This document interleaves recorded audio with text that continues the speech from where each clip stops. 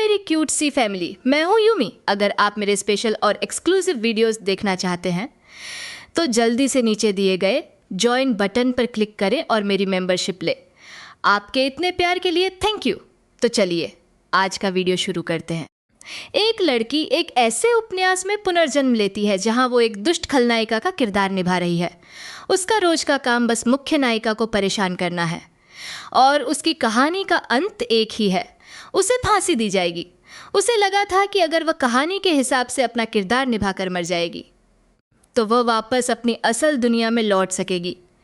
लेकिन जैसे ही उसे फांसी दी गई वह वापस उपन्यास की शुरुआत में पहुंच गई। इस बार एरिंडा ने फैसला किया कि वह इस विलेंस के टैग को हटा देगी और शांति से अपनी जिंदगी जिएगी।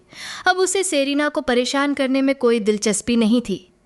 भले ही सेरिना ने उसका मंगेतर छीन लिया, फिर भी एरिंडा ने उसे दुआएं दी। लेकिन किस्मत को कुछ और ही मंजूर था। बावजूद इसके उसे फिर से राजकुमार द्वारा काल कोठरी में डाल दिया गया। राजकुमार ने उसे सजा देते हुए कहा कि मुझे 2 पत्नियों की ज़रूरत नहीं है और सेरिना को जेल में बंद एरिंडा पसंद नहीं है। एरिंडा ने अपना सिर पकड़ लिया। क्या वह अपनी किस्मत से कभी नहीं बच पाएगी? जब उसे पता चला कि उसका मरना तय है तो उसने सोचा कि अब जो मन में है वो बोल ही देना चाहिए। उसने राजकुमार की पीठ की ओर देखते हुए गुस्से में चिल्लाकर कहा, तुम एक पागल इंसान हो। अपनी मनमानी करने की वजह से तुम्हारा ये राज्य एक दिन पूरी तरह बर्बाद हो जाएगा। राजकुमार ने पीछे मुड़कर एरिंडा की तरफ देखा और हंसने लगा। उसने एरिंडा का मजाक उड़ाते हुए कहा कि मौत सामने देखकर तुम तो पूरी तरह पागल हो गई हो, लेकिन अब मैं क्या कर सकता हूँ? मैंने तो तुम्हारे परिवार के साथ पहले ही सौदा कर लिया है। उस पल एरिंडा को सब समझ में आ गया कि इस बार भी उसे उसके ही परिवार ने इस्तेमाल किया है। जब उसने दोबारा आंखें खोली तो वह फिर से उसी उपन्यास की शुरुआत में थी। उसकी सेविका यानी कमरा साफ करते हुए उसे जल्दी उठने के लिए कह रही थी। यहाँ तक कि उसे तैयार करते समय उसके मुंह से वही शब्द निकले जो पिछली बार निकले थे। यह आइलिंडा के लिए तीसरी बार था जब वो यह सब बड़बड़ाहट सुन रही थी। ये बातें बिल्कुल गेम गाइड के डायलॉग्स जैसी थी। भले ही कहानी की घटनाओं में थोड़े बहुत बदलाव आ जाएं, लेकिन कुछ बातें हमेशा वैसी ही रहती थी, ठीक वैसे ही जैसे इस उपन्यास में आइलिंडा का दुखद अंत। सच तो यह है कि इन सब के पीछे उस मजहूस क्राउन प्रिंस का हाथ था और बेशक इसमें मक्कार मोलेफिसेंट परिवार की साजिशें भी शामिल थीं। हद तो यह है कि ये लोग खुद उसके मंगेतर और परिवार वाले थे। जब मौत की नियति को बदला ही नहीं जा सकता तो क्यों ना खुलकर जिया जाए। इस जन्म में आइलिंडा ने फैसला कर लिया कि वो अपनी जिंदगी खुद अपनी मर्जी से जिएगी और मरने से पहले वो सब कुछ करेगी जो उसका मन है। जब नौकरानी उसे घसीटते हुए उसके पिता को प्रणाम करवाने ले जा रही थी तो आइलिंडा दरवाजे पर खड़ी होकर चिड़चिड़ेपन से देखने लगी। उसके पिता ने उसे पास आने के लिए कहा तो आइलिंडा ने एक ठाका लगाया और बेबाकी से जवाब दिया, मैं वहां नहीं आना चाहती। उसके पिता यह सुनकर दंग रह गए। यह तुम्हारी कैसी भाषा है? आइलिंडा ने सीधे अपना आपा खोते हुए पलटवार किया। मैं आपकी बातें नहीं सुनना चाहती। आप तो अपनी इकलौती बेटी की स्कूल एनरोलमेंट सेरेमनी तक भूल गए थे। आइलिंडा को यकीन था कि चाहे वह कितनी भी बदतमीजी से बात कर ले उसके पिता उसे कुछ नहीं कहेंगे। आखिर वह इस खानदान की इकलौती वारिस और क्राउन प्रिंस की मंगेतर जो थी।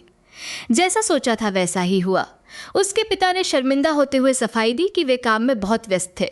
आइलिंडा ने बेपरवाही से हाथ हिलाया, कोई बात नहीं, मुझे बुरा नहीं लगा।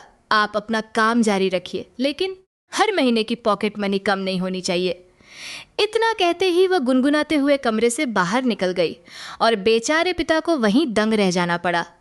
यह दूसरी बार था जब इस लड़की का सिर काटा गया था।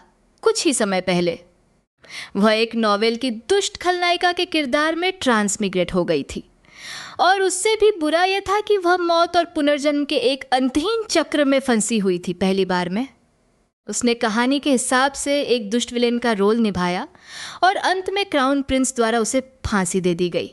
दूसरी बार में उसने विलेन वाला टैग हटा दिया और एक साधारण जीवन जीने की कोशिश की, लेकिन फिर भी अंत में उसी क्राउन प्रिंस के हाथों मारी गई। इसलिए इस बार उसने फैसला किया कि वो पूरी आज़ादी के साथ जिएगी और अपने मन मुताबिक एक ड्यूक की बेटी के रूप में जीवन का आनंद लेगी, घोड़ाड़ी एली के रूप में जीवन का आनंद लेगी।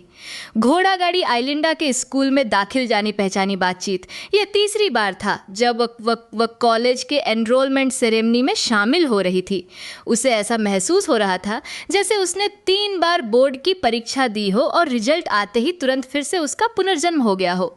उसे स्कूल छोड़ने आई नौकरानी को विदा करने के बाद उसने देखा सेरेमनी में अभी काफ़ी समय बाकी है। आइलिंडा स्कूल के बीचों बीच बने वाटर फाउंटेन के पास गई। यह वही जगह थी जहां उसने पहली बार सेरेना को परेशान किया था। खूबसूरत और दयालु सेरेना के बारे में सोचते ही आइलिंडा के चेहरे पर एक चमक आ गई। सच तो यह है कि वह सेरेना को बहुत पसंद करती थी और पहले जो उसने उसे परेशान किया था वह सिर्फ कहानी के प्लॉट को फॉलो करने के लिए था। आइलिंडा की नज़र में वह क्राउन प्रिंस तो सेरेना के जूतों के बराबर भी नहीं था। अब जब उसने इस बार अपनी मर्जी से जीने का फैसला कर ही लिया है तो क्यों ना प्यारी सेरेना के साथ अच्छी दोस्त बन जाए। जब वह ख्यालों में खोई हुई थी तभी अचानक किसी ने उसके कंधे पर हाथ रखा। पीछे मुड़कर देखा तो वह सेरेना थी। ओरिजिनल कहानी के हिसाब से सेरेना को सबसे आखिर में बैंक्वेट हॉल पहुंचना था, तो फिर वह इतनी जल्दी अकादमी कैसे पहुंच गई। एलिंडा एक पल के लिए घबरा गई, यहाँ तक कि उसकी जुबान भी लड़खड़ाने लगे। यह तो एलिंडा के असली व्यक्तित्व से बिल्कुल मेल नहीं खा रहा था, लेकिन फिर उसने सोचा कि उसने तो अपनी मर्जी से जीने का फैसला किया है, तो फिर व्यक्तित्व से फर्क ही क्या पड़ता है। यह सोचते ही एलिंडा ने मुड़कर मुस्कुराते हुए सेलिना से पूछा कि क्या बात है। सेलिना के रास्ता पूछने के साथ ही दोनों लड़कियां उसी पल से पक्की सहेलियां बन गई। सेलिना को भी पता चल गया कि एलिंडा क्राउन प्रिंस की मंगेतर है और उसने कहा कि एलिंडा जरूर एक बहुत नेक इंसान होगी। एलिंडा को सेलिना के साथ बहुत अजीब और अच्छा महसूस हो रहा था। अपने पहले पुनर्जन्म में दोनों दुश्मन थीं। दूसरी बार हालांकि दुश्मन तो नहीं थी, लेकिन रिश्ता बहुत खराब था। मगर इस बार मुलाकात के 1 घंटे के भीतर ही दोनों गहरी दोस्त बन गई। बातों बातों में दोनों बैंक्वेट हॉल तक पहुंच गई। सेलिना ने सुझाव दिया कि पार्टी शुरू होने में अभी काफ़ी समय है, क्या हम आसपास घूमने चलें?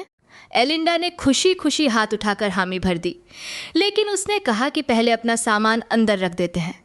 हालांकि जैसे ही एलिंडा ने बैंक्वेट हॉल का दरवाज़ा खोला, उसकी नज़रें सीधे क्राउन प्रिंस नूह से जा टकराईं। एलिंडा ने सोचा भी नहीं था कि वहाँ उसे सबसे पहले नूह ही मिलेगा। नूह ने भी उसे पहचान लिया और उसने अपना वही घमंडी अंदाज बना लिया। एलिंडा को अचानक सामने देखकर हर कोई हैरान रह गया। आवाज़ सुनकर सेलिना ने तुरंत पूछा कि क्या अंदर कोई है। एलिंडा ने थोड़ी शर्मिंदगी के साथ मुस्कुराते हुए कहा, नहीं, कोई नहीं है। शायद बाहर कहीं कोई कुत्ता भौंक रहा होगा। नोआ ने जैसे ही ये सुना वो तो सन्न रह गया। उसे यकीन ही नहीं हो रहा था कि एलिंडा ने उसे कुत्ता कह दिया, इससे पहले कि नोआ कुछ के पाता या अपना गुस्सा जाहिर करता। एलिंडा ने धड़ाम से दरवाज़ा बंद किया और सेलिना का हाथ पकड़कर वहाँ से भाग खड़ी हुई।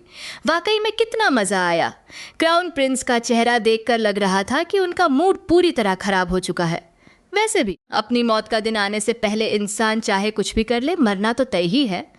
तो फिर क्यों न इस मौके का पूरा फ़ायदा उठाकर अपनी मनमर्जी की जाए। असल में ये लड़की एक विलेन के किरदार में ट्रांसमिग्रेट होकर आई थी, जिसका काम था बस हीरोइन को परेशान करना और अंत में हीरो के हाथों अपनी मौत का इंतज़ार करना। लेकिन इतनी बार कोशिश करने के बाद भी वो अपनी असली दुनिया में वापस नहीं जा पाई। तीसरी बार पुनर्जन्म लेने के बाद उसने फैसला किया कि अब वो अपनी शर्तों पर जिएगी। इस जन्म में उसने न सिर्फ हीरोइन को परेशान करना छोड़ दिया, बल्कि वो उसकी सबसे अच्छी दोस्त भी बन गई। बैंक्वेट हॉल के दरवाजे पर क्राउन प्रिंस को खरी खोटी सुनाने के बाद एलिंडा सेलिना को लेकर काफ़ी दूर आ चुकी थी। खूबसूरत और दयालु सेलिना को देखकर एलिंडा को लगा कि वो जालिम क्राउन प्रिंस तो सेलिना के जूते साफ करने के लायक भी नहीं है। वो ओरिजिनल कहानी के उस अंजाम को बदलना चाहती थी, जहां सेलिना को क्राउन प्रिंस से प्यार हो जाता है, क्योंकि उसे डर था कि अगर ऐसा हुआ तो सेलिना फिर से उसी मौत और पुनर्जन्म के दुष्चक्र में फंस जाएगी। एलिंडा अभी इन्हीं ख्यालों में खोई हुई थी कि तभी सेलिना ने उससे पूछा कि क्या वो किसी परेशानी में है। उसे एलिंडा के उदास होने का एहसास हो गया था। उपन्यास में जिक्र किया गया था कि सेलिना के पास एक विशेष शक्ति है जिससे वह दूसरों की भावनाओं को पढ़ सकती है। इसी वजह से वह क्राउन प्रिंस के दिल की भावनाओं को महसूस कर पाती थी और दोनों एक दूसरे के करीब आते गए। सेलिना की फिक्र देखकर एरिंडा ने उससे कहा कि सब ठीक है, उसके लिए चिंता करने की जरूरत नहीं है। सेलिना ने एक बार फिर एरिंडा की तारीफ की कि वह एक अच्छी इंसान है और उसे एक फूल भेंट किया। दयालु सेलिना को देखकर एरिंडा एक बार फिर भावुक हो गई। अकादमी में भीड़ बढ़ती जा रही थी और दावत शुरू होने ही वाली थी। एरिंडा के मन में चिंता होने लगी क्योंकि अब उनकी कहानी आधिकारिक तौर पर शुरू होने वाली थी। दावत के हॉल में सेलिना सभी मेल लीड्स से मिलने वाली थी और क्राउन प्रिंस नूह के साथ उसकी एक खास मुलाकात होने वाली थी। कुछ मिनटों बाद दोनों दावत जमा हो चुके थे। हर किसी की नजरें दरवाजे पर खड़ी सेलिना और एरिंडा पर टिकी थीं। असहज महसूस करती एरिंडा ने जल्दी से सेलिना को साथ लिया और बैठने के लिए जगह ढूंढने लगी, लेकिन अपनी सीट तक पहुंच से पहले ही उनका सामना सामने से आ रहे क्राउन प्रिंस से हो गया। एरिंडा को अचानक लगा कि यह तो उपन्यास से बिल्कुल अलग है। क्या वह इसी तरह सेलिना के करीब आने की कोशिश कर रहा था? लेकिन तभी क्राउन प्रिंस ने अचानक एरिंडा का हाथ पकड़ लिया और दांत पीसते हुए उससे पूछा, तुम्हारी हिम्मत कैसे हुई मेरे साथ ऐसा कुछ करने की और फिर वहां से भाग जाने की? सबके सामने क्राउन प्रिंस के इस बर्ताव को देखकर एरिंडा को लगा कि वह जरूर पागल हो गया है। ताकत बहुत कम थी और वह खुद को पीछे से छुड़ा नहीं पा रही थी। तभी अचानक सेलिना चिल्लाई। एरिंडा, इस आवाज ने क्राउन प्रिंस का ध्यान अपनी ओर खींच लिया। जैसे ही सेलिना की नजरें क्राउन प्रिंस की लाल आंखों से टकराईं, उसे तुरंत एहसास हो गया कि यह शाही परिवार का सदस्य है और इससे उलझना मुसीबत को न्योता देना है। वह बस मन ही मन एरिंडा के लिए दुआ ही कर सकती थी। अगले ही पल क्राउन प्रिंस ने बिना किसी लिहाज के एरिंडा को घसीटते हुए दरवाजे की तरफ चलना शुरू कर दिया। इस वक्त एरिंडा को बिल्कुल अंदाजा नहीं था कि कहानी अब ओरिजिनल प्लॉट से पूरी तरह भटक चुकी है। ये लड़की एक ऐसी क्रूर विलेन के किरदार में रीइंकार्नेट हो चुकी थी जिसका रोज का काम सिर्फ फीमेल लीड को परेशान करना और अंत में हीरो के हाथों मौत का इंतजार करना था। लेकिन मरने के बाद वह अपनी असली दुनिया में वापस नहीं गई। तीसरी बार जब वह दोबारा पैदा हुई तो एरिंडा ने तय कर लिया कि अब वह सब कुछ उलट पुलट कर देगी। सबसे पहले उसने अपने उस पिता को खरी खोटी सुनाई जो हमेशा उसका इस्तेमाल करता था। फिर उसने स्कूल जाकर उस फीमेल लीड के साथ दोस्ती कर ली जिसे उसने पहले 800 बार परेशान किया था। और इतना ही नहीं, उसने क्राउन प्रिंस को भी जमकर लताड़ लगाई। सिर्फ इतना ही काफ़ी नहीं था, उसे सेलिना की उस कहानी को भी बदलना था जहां वह एक घटिया इंसान के प्यार में पड़ जाती है। स्कूल की ओपनिंग सेरेमनी से पहले दोनों बैंक्वेट हॉल में पहुंची। यह वही जगह थी जहां सेलिना और सभी मेल लीड्स की पहली मुलाकात होनी थी। लेकिन कहानी का रुख पूरी तरह बदल चुका था। जो सीन क्राउन प्रिंस और सेलिना की पहली मुलाकात का होना चाहिए था वह पूरी तरह बदल गया था। क्राउन प्रिंस एरिंडा को जोर से जकड़े हुए था और उसे छोड़ने का नाम नहीं ले रहा था। वह अभी भी इस बात से गुस्से में था कि एरिंडा ने उसे थोड़ी देर पहले खरी खोटी सुनाई थी और एरिंडा अपनी कम ताकत की वजह से खुद को छुड़ा नहीं पा रही थी। इसलिए उसे मजबूरन क्राउन प्रिंस के साथ घसीटते हुए बाहर जाना पड़ा। अब देखना यह था कि क्राउन प्रिंस के सामने उसका आगे का कदम क्या होगा। क्राउन प्रिंस की जबरदस्ती और बदतमीजी कम होने का नाम नहीं ले रही थी। लेकिन लिंडा भी हार मानने वालों में से नहीं थी। उसे पता था कि यह हरामी मुझे यहाँ तो नहीं मार सकता। आखिरकार बैंक्वेट हॉल के बाहर पहुंचकर क्राउन प्रिंस ने लिंडा का हाथ छोड़ा। तब तक लिंडा की कलाई प्रिंस की पकड़ से पूरी तरह लाल और सूज चुकी थी। लेकिन प्रिंस को अपनी इस हरकत में कोई गलती नजर नहीं आ रही थी। उसने उल्टा लिंडा से ही सवाल किया कि क्या तुम्हें पता है कि तुमने क्या गलती की है? लिंडा ने अपनी गलती मानने से साफ इनकार कर दिया।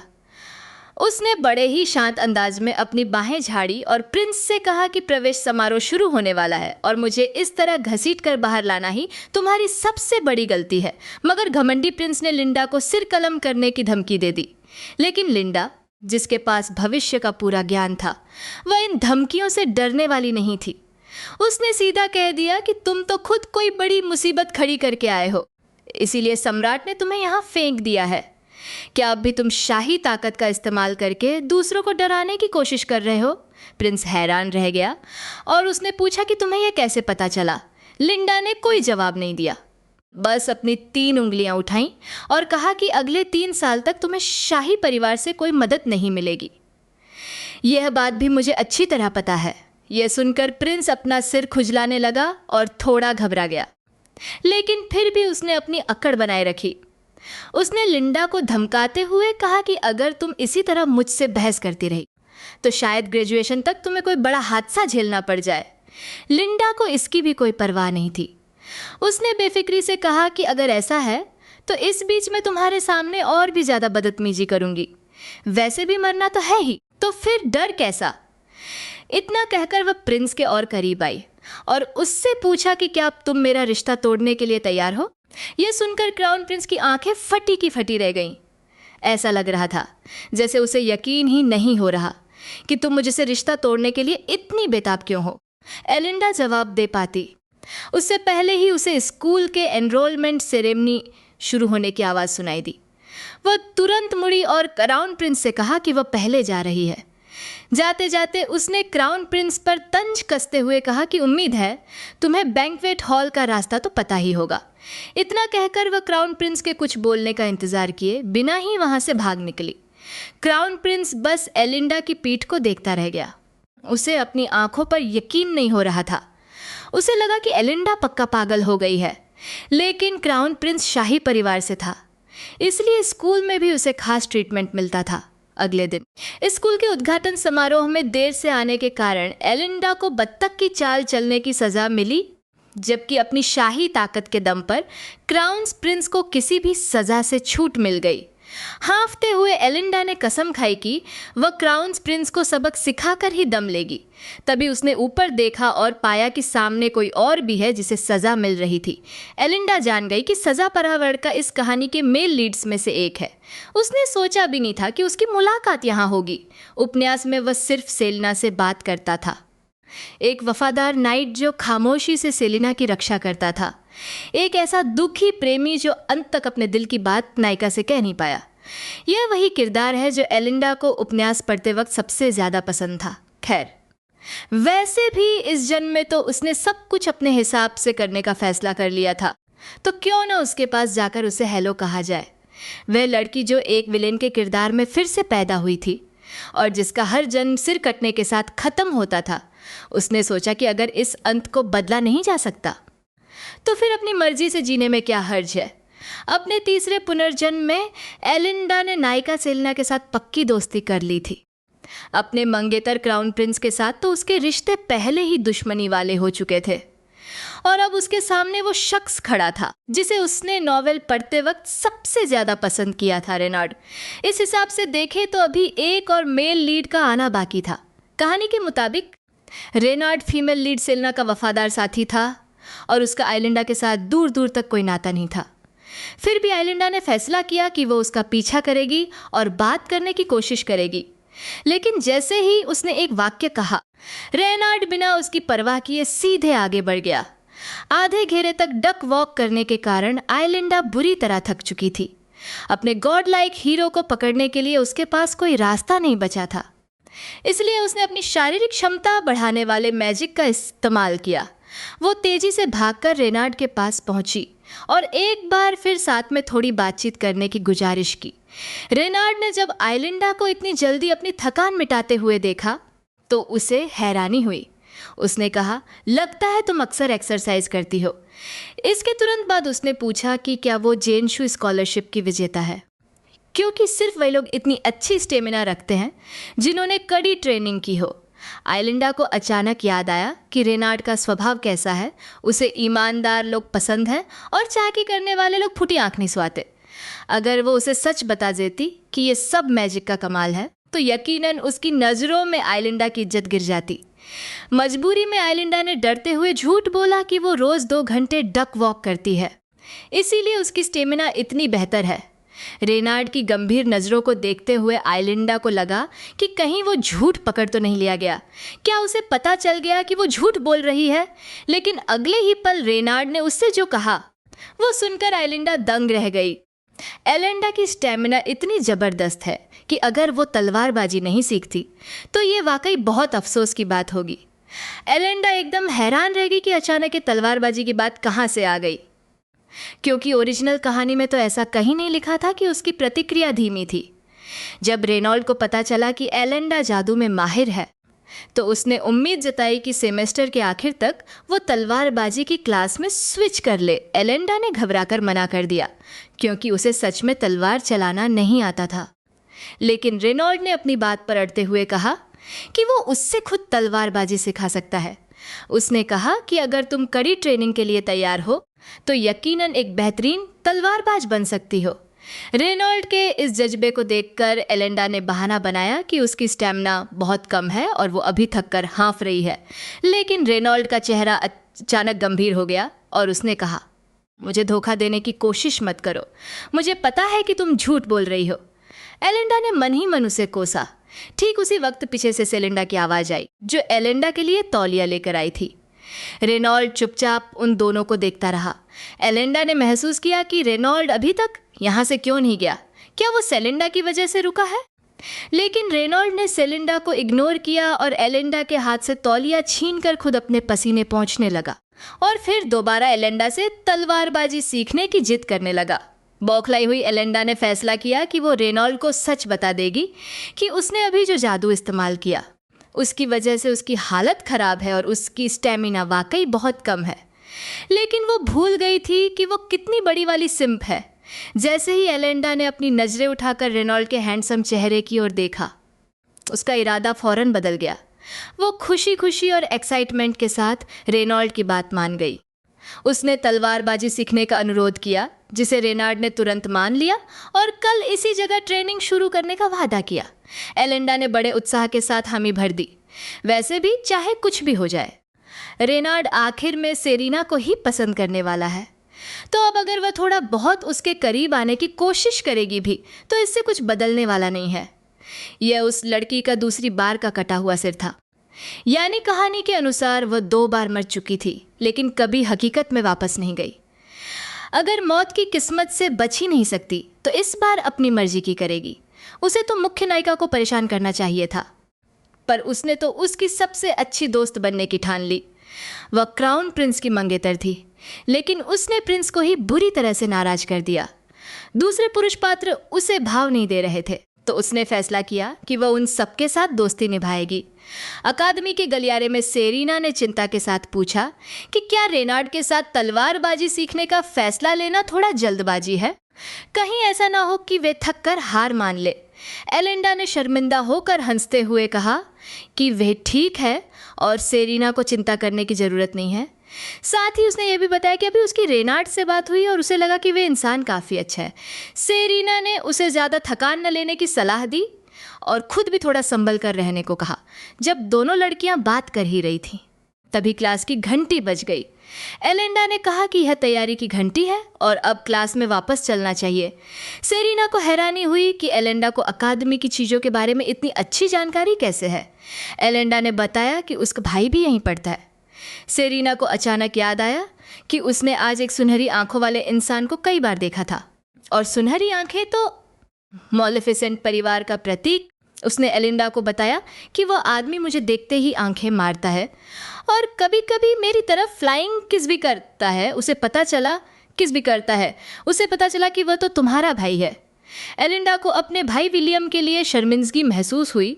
वो बस मुस्कुराते से तुमसे माफ़ी मांगती हूँ, क्लास का समय होने वाला था और सभी छात्र अपनी अपनी सीटों पर बैठकर टीचर का इंतज़ार कर रहे थे। तभी अचानक दरवाजे पर किसी ने एलिंडा को आवाज़ दे। वह सी क्लास का वॉल्स था। वह हकलाते हुए एलिंडा का नाम पुकारने लगा। उसने कहा कि क्राउन प्रिंस राजकुमार तुमसे मिलना चाहते हैं। एलिंडा एक पल के लिए स्तब्ध रह गई। क्या उन्हें सेलिना को नहीं बुलाना चाहिए था? मुझे क्यों बुला रहे हैं? क्या कहानी का ऐसे आगे बढ़ना सही है? हालांकि उसने तुरंत हामी भर दी। आखिर मुझे भी उनसे कुछ ज़रूरी बात करनी थी। एलिंडा ने जोर से सी क्लास का दरवाज़ा धक्का देकर खोला, जिससे सभी छात्रों का ध्यान उसकी ओर खिंच गया। सब लोग फुसफुसाने लगे कि यही राजकुमार की मंगेतर एलिंडा है। एलिंडा ने जोर से कहा, क्या राजकुमार हो गए तो बहुत बड़ी बात हो गई? अगर मुझसे कोई काम है तो क्या खुद चलकर नहीं आ सकते थे? राजकुमार भी साफ तौर पर हैरान रह गए। इसके बाद उन्होंने तंज कसते हुए कहा, तुम्हें बुलाना इसलिए ज़रूरी था क्योंकि मुझे लगा था कि तुम्हारे पैर अब चलने लायक नहीं रहे, लेकिन अब देख रहा हूं कि दोनों पैर बिल्कुल सही सलामत हैं। एलिंडा ने भी पलटवार करते हुए कहा, आपकी बदौलत ही अभी हाल ही में पनिशमेंट पूरी करके आई हूं। उम्मीद है कि अगली बार आप भी मेरे साथ सजा काटेंगे। इतना कहकर वह दरवाजा पटकते हुए बाहर निकल गई और वहां मौजूद सभी लोग बस उसे देखते रह गए। एलिंडा वापस जाते हुए खुद में ही बुदबुदा रही थी कि अगर उन्हें कोई दिक्कत है तो उन्हें खुद ही आकर बात करनी चाहिए थी। मैं ही कर लेता हूँ। तभी एक साय ने उसका रास्ता रोक लिया। उस व्यक्ति ने सीधे अभिवादन करते हुए कहा, हेलो एलिंडा, तुमने अभी जो बातें कही वो वाकई तालियां बजाने लायक थी। एलिंडा सोचने लगी कि आखिर ये आदमी अब क्या चाहता है। वह व्यक्ति पूरे आत्मविश्वास के साथ बोला, हम क्लासमेट्स हैं, ऐसा तो हो ही नहीं सकता कि तुम मुझे ना जानती हो। एलिंडा तो बेशक उसे जानती थी। वह उपन्यास के मुख्य नायक उम्मीदवारों में से एक था और साथ ही एक महान जादूगर ल्यूक ऑस्कर भी। जब एलिंडा ने उसका नाम लिया तो ल्यूक और भी खुशी से मुस्कुरा उठा। मुझे पता था कि तुम मुझे पहचानती हो। आखिरकार मैं जहाँ भी जाऊँ एक सेलिब्रिटी ही रहता हूँ। एलिंडा उपन्यास की एक दुष्ट खलनायिका थी जिसे अपनी मौत के भाग्य का सामना करना था, लेकिन नायिका के प्रभाव के कारण वह अब नायिका की पक्की सहेली बन चुकी थी। यह एलिंडा का तीसरा पुनर्जन्म था। उसके बेखौफ बदलावों के कारण मूल कहानी अब पूरी तरह बिखरने लगी थी। जो पुरुष मुख्य पात्र पहले सेरिना के पीछे पागल थे, वे अब सेरिना को देख भी नहीं रहे थे। यहाँ तक कि क्लास का महान जादूगर ल्यूक भी एलिंडा के पीछे पड़ा था कि वह उसकी पार्टनर बन जाए, लेकिन एलिंडा उसके साथ उलझना नहीं चाहती थी। उसने सीधे तौर पर ल्यूक से रास्ता छोड़ने को कहा क्योंकि उसे देर हो रही थी। हालांकि ल्यूक फिर भी अपनी हंसी मजाक वाली बातों के साथ चिपक गया। अगर ऐसी बात है तो मैं भी तुम्हारे साथ देरी का हिस्सा बन जाता हूँ। अपने सामने इस बातूनी और मुसीबत खड़ी करने वाले इंसान को देखकर तो तुम्हें मुझसे एक वादा करना होगा। एलिंडा के चेहरे पर घृणा और नफरत देखकर ल्यूक ने तुरंत सफाई देते हुए कहा कि यह सब तुम्हारे लिए ही फायदेमंद है, इसमें तुम्हारा कोई नुकसान नहीं है। ल्यूक की मुस्कान को देखकर एलिंडा के दिमाग में एक ख्याल आया कि कहीं यह मुझे सेलिंडा के साथ उसकी सेटिंग करवाने के लिए तो नहीं कह रहा। यह सोचते ही एलिंडा ने एक लंबी आह भरी, क्योंकि किसी भी हाल में सेलिंडा उसकी अपनी है। इसी बीच ल्यूक ने आगे कहा, तुम मेरी पार्टनर बन जाओ। एक पल के लिए दोनों ही दंग रह गए और उनके दिमाग में सवालों का ढेर लग गया। हवा जैसे अचानक ठहर सी गई थी। अगले ही सेकंड ल्यूक ठहाके मारकर हंसने लगा और बोला, तुम क्या सोच रही हो? क्या तुम्हें लगा कि मैं तुम्हें किसी के बीच में पड़ने के लिए कह रहा हूँ? क्या मैं ऐसा इंसान हूँ जो ऐसे काम के लिए किसी से मदद मांगूंगा? मेरे साथ पार्टनर बन जाओ। ल्यूक ने एलिंडा को मनाना जारी रखा। तुम जानती ही हो कि मैजिक प्रैक्टिस के असर को बढ़ाने के लिए हम जैसे स्टूडेंट्स को 3 साल के लिए एक पार्टनर चुनना पड़ता है। एलिंडा के पास उसकी बात सुनने का बिल्कुल धैर्य नहीं था। उसने तुरंत हाथ हिलाकर ल्यूक को मना कर दिया। इस वक्त एलिंडा सिर्फ सेलिंडा के साथ पार्टनर बनना चाहती थी। एलिंडा को मुड़कर जाते देख भी ल्यूक ने हार नहीं मानी। वह उसके पीछे दौड़ा और उसे इस बारे में फिर से सोचने के लिए कहा, लेकिन एलिंडा ने बस इतना ही कहा कि मुझे देर हो रही है, मैं जा रही हूँ। इतना कहकर वह ल्यूक को पीछे छोड़कर तेजी से आगे बढ़ गई। तभी एलिंडा को महसूस हुआ कि पीछे से कोई जादुई हमला हो रहा है। उसने तुरंत मुड़कर बिना किसी लिहाज के मैजिक से उसे रोकने की कोशिश की, लेकिन तभी उसे महसूस हुआ कि उसका शरीर हिल भी नहीं पा रहा है। यह तो बाइंडिंग मैजिक के बारे में ल्यूक का एक्सप्लेनेशन सुनकर एलिंडा के होश उड़ गए। ल्यूक ने बताया कि एक बार यह जादू शुरू हो गया तो इसे केवल कास्ट करने वाला या फिर कोई बहुत हाई लेवल का जादूगर ही तोड़ सकता है। एलिंडा मन ही मन घबरा गई कि आज तो बहुत बड़ी गलती हो गई, लेकिन ल्यूक अभी भी हार मानने को तैयार नहीं थी और लगातार एलिंडा को अपना पार्टनर बनने के लिए मजबूर कर रही थी। मैजिक क्लास के दौरान एलिंडा सोच में डूबी हुई थी कि आखिर यह सब क्या हो रहा है। उसे समझ आ रहा था कि बाकी लोगों के बर्ताव में बदलाव उसकी मदद और हरकतों की वजह से है, लेकिन ल्यूक का क्या? उससे तो पहले कभी कोई बातचीत भी नहीं हुई थी। फिर उसे कैसे पता चला कि एलिंडा जादू का इस्तेमाल कर सकती है? जब एलिंडा ने मुड़कर ल्यूक की तरफ देखा तो वह अभी भी उसे अपना पार्टनर बनाने की जिद पर अड़ी थी। पूरी क्लास के दौरान ल्यूक बस एलिंडा के कान में यही बुदबुदाती रही कि मेरे साथ पार्टनर बन जाओ। मेरे साथ पार्टनर बन जाओ। यह लड़की एक ऐसी दुनिया में आ गई है जहां वह एक विलेन का किरदार निभा रही है, लेकिन अब उसने सब कुछ भगवान भरोसे छोड़ दिया है। न वह अब हीरोइन को परेशान कर रही है और न ही हीरो को इम्प्रेस करने की कोशिश कर रही है। इसके बजाय उसने हीरोइन के साथ दोस्ती कर ली है और हीरो को खूब खरी खोटी भी सुना रही है। उसने सोचा कि वैसे भी मौत तो निश्चित है, तो क्यों न अपनी मर्जी से जिया जाए। लेकिन किस्मत देखिए, उसके इस बेपरवाह रवैये के बाद सभी मुख्य किरदार उसके पीछे पड़ गए हैं, यहाँ तक कि उसके लिए आपस में लड़ने तक को तैयार हैं। जिस क्राउन प्रिंस को उसने भला बुरा कहा था, वह बार बार उसके सामने आकर मंडराता रहता है। जो तलवारबाज असल में हीरोइन का साथ देने वाला था, वह अब खुद एरेंडा को तलवारबाजी सिखाने की जिद कर रहा है। यहाँ तक कि ग्रेट मैजिशियन ल्यूक भी, जिससे कभी कोई संपर्क नहीं था, एरेंडा का पीछा नहीं छोड़ रही है। मैजिक क्लास खत्म होने के बाद रेनाल्ड क्लास में एरेंडा को ढूंढते हुए आया और उसे याद दिलाया कि स्कूल की छुट्टी के बाद उन्हें साथ में ट्रेनिंग करनी है। एरेंडा ने बस इतना ही कहा कि ठीक है, कोई बात नहीं। पास खड़ा ल्यूक तंज कसते हुए बोला, तुम उसे जादू सिखाना चाहते हो? यह सच में बेवकूफ़ी है। लेनार्ड ने गंभीर होते हुए ल्यूक को समझाया कि एरेंडा की मौजूदा शारीरिक क्षमता को अगर सही से ट्रेन किया जाए तो वह निश्चित रूप से और भी ताकतवर बन जाएगी। ल्यूक उपहास भरी हंसी के साथ बोला, तुम अभी भी उस पर यकीन करते हो? दोनों के बीच बात इतनी बढ़ गई कि वे लड़ने ही वाले थे। एरेंडा को अचानक महसूस हुआ कि यह कहानी कुछ ज्यादा ही अजीब दिशा में जा रही है। पिछले कुछ दिनों से हर कोई उसी को केंद्र बनाकर क्यों चल रहा है, जबकि असली नायिका तो सेलिना है। पूरे 2 दिन बीत गए, लेकिन ल्यूक अभी भी एरेंडा के पीछे पड़ा था और उसे अपना पार्टनर बनने के लिए राजी करने की कोशिश कर रहा था। यहाँ तक कि सेलिना भी हैरान थी और उसने पूछा, ल्यूक, परसों से तुम लगातार एरेंडा के साथ पार्टनर बनने की रट क्यों लगाए हुए हो? ल्यूक बड़े मासूम चेहरे के साथ बोला, क्या इसके लिए भी कोई ठोस वजह होनी चाहिए? एरेंडा ने अपना सिर घुमाते हुए कहा, बिल्कुल नहीं। अगर तुम वजह बताओगे भी तो भी मैं तुम्हें मना ही कर दूंगी। ल्यूक जोर से हंसा और बोला, इसीलिए तो मैंने कोई वजह नहीं बताई।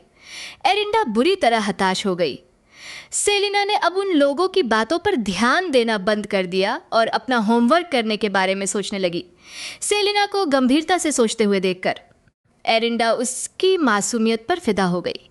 उसने अपना सिर घुमाकर ल्यूक की ओर देखा और मन ही मन गर्व महसूस करते हुए सोचा, ल्यूक, तुम भी पक्का इसकी मासूमियत पर लट्टू हो गए होगे, है ना? लेकिन उसे क्या पता था कि ल्यूक लगातार बस एरेंडा को ही घूरे जा रहा था। जैसे ही एरेंडा ने अपना चेहरा वापस घुमाया, ल्यूक ने तुरंत पूछा, क्या हुआ? क्या अब तुम मेरे साथ पार्टनर बनने के लिए तैयार हो? एक बार फिर मना किए जाने पर ल्यूक धीमे स्वर में बुदबुदाया, हद है, मेरी इतनी हैंडसम शक्ल देखकर भी इसका दिल नहीं पिघला। एलेंडा अब और बर्दाश्त नहीं कर पाई। उसने टेबल पर हाथ मारा और खड़ी होकर चिल्लाई, सब तुम्हारी गलती है। हमारा ग्रुप प्रोजेक्ट अब 3 लोगों का होकर रह गया है। सेलिना एक तरफ अपना एक्सपेरिमेंट कर रही थी और साथ ही एलेंडा से बातें भी कर रही थी। उसने पूछा, क्राउन प्रिंस हाल फिलहाल कैसे हैं? मुझे नहीं पता कि उनके साथ क्या हुआ है। पिछली बार जब मैं वहां से गुजरी थी तो वो काफ़ी परेशान लग रहे थे। एलेंडा ने अपने सिर को खुजलाया। वह खुद भी काफ़ी उलझन में थी। तभी अचानक उसे एक अहम बात समझ में आई। उसने तुरंत मुड़कर सेलिना से पूछा, तुम सीधे क्राउन प्रिंस के पास से गुजरी? क्या उन्होंने तुम्हें रोका नहीं? क्या उन्होंने तुमसे कुछ नहीं कहा, जैसे कि तुम्हारा नाम क्या है? सेलिना मुस्कुराई और बोली, नहीं, हम दोनों एक दूसरे को जानते ही नहीं हैं, और वैसे भी वो तुम्हारे मंगेतर हैं तो वो मुझ में दिलचस्पी क्यों लेंगे? एलेंडा के चेहरे पर अजीब सी शर्मिंदगी छा गई। लेकिन नोआ का सेलिना को नज़रअंदाज कर देना? अब कहानी इतनी अजीब और उलझी हुई क्यों होती जा रही है? अगर वाकई ऐसा है तो इसका मतलब ये है कि ये ज़रूरी नहीं कि मैं 20 साल की उम्र में मर जाऊं। क्राउन प्रिंस किसी भी वक्त मेरा नामो निशान मिटा सकते हैं। यह लड़की 2 बार एक विलेन के किरदार में पुनर्जन्म ले चुकी थी, लेकिन दोनों बार ही वह अपना सिर कटवाने से नहीं बच पाई। तीसरी बार पुनर्जन्म लेने के बाद उसने ठान लिया कि अब उसे कुछ नहीं करना, बस सब छोड़कर शांत बैठना है।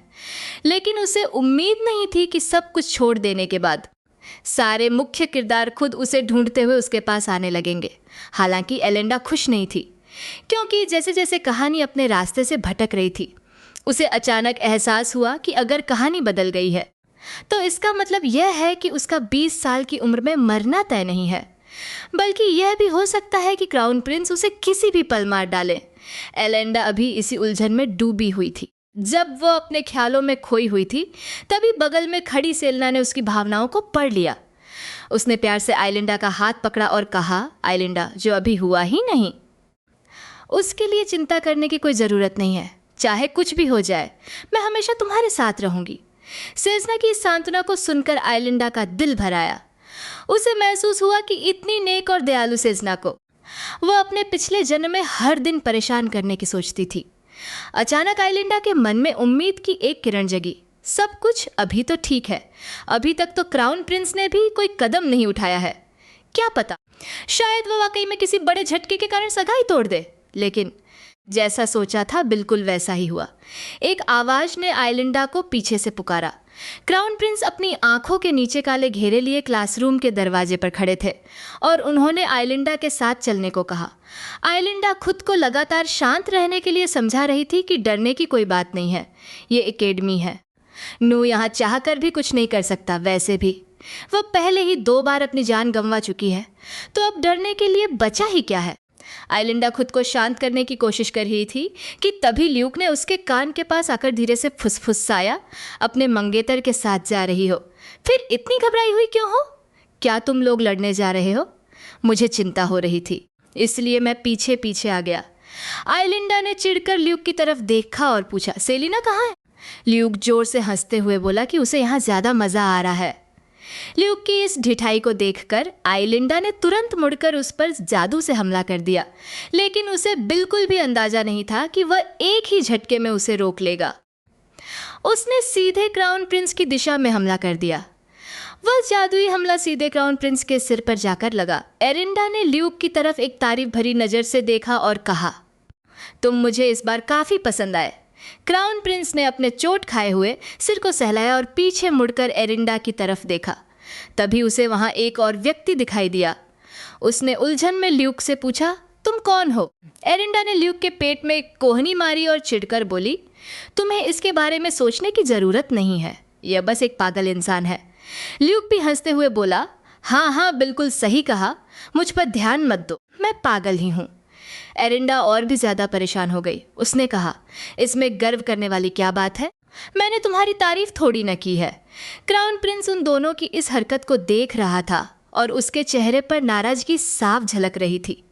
उसने सीधे मुड़कर एरिंडा से कहा, पिछली बार जब तुमने इतना हंगामा किया था, उसके बाद से मेरी हालत काफ़ी मजाक बनकर रह गई है।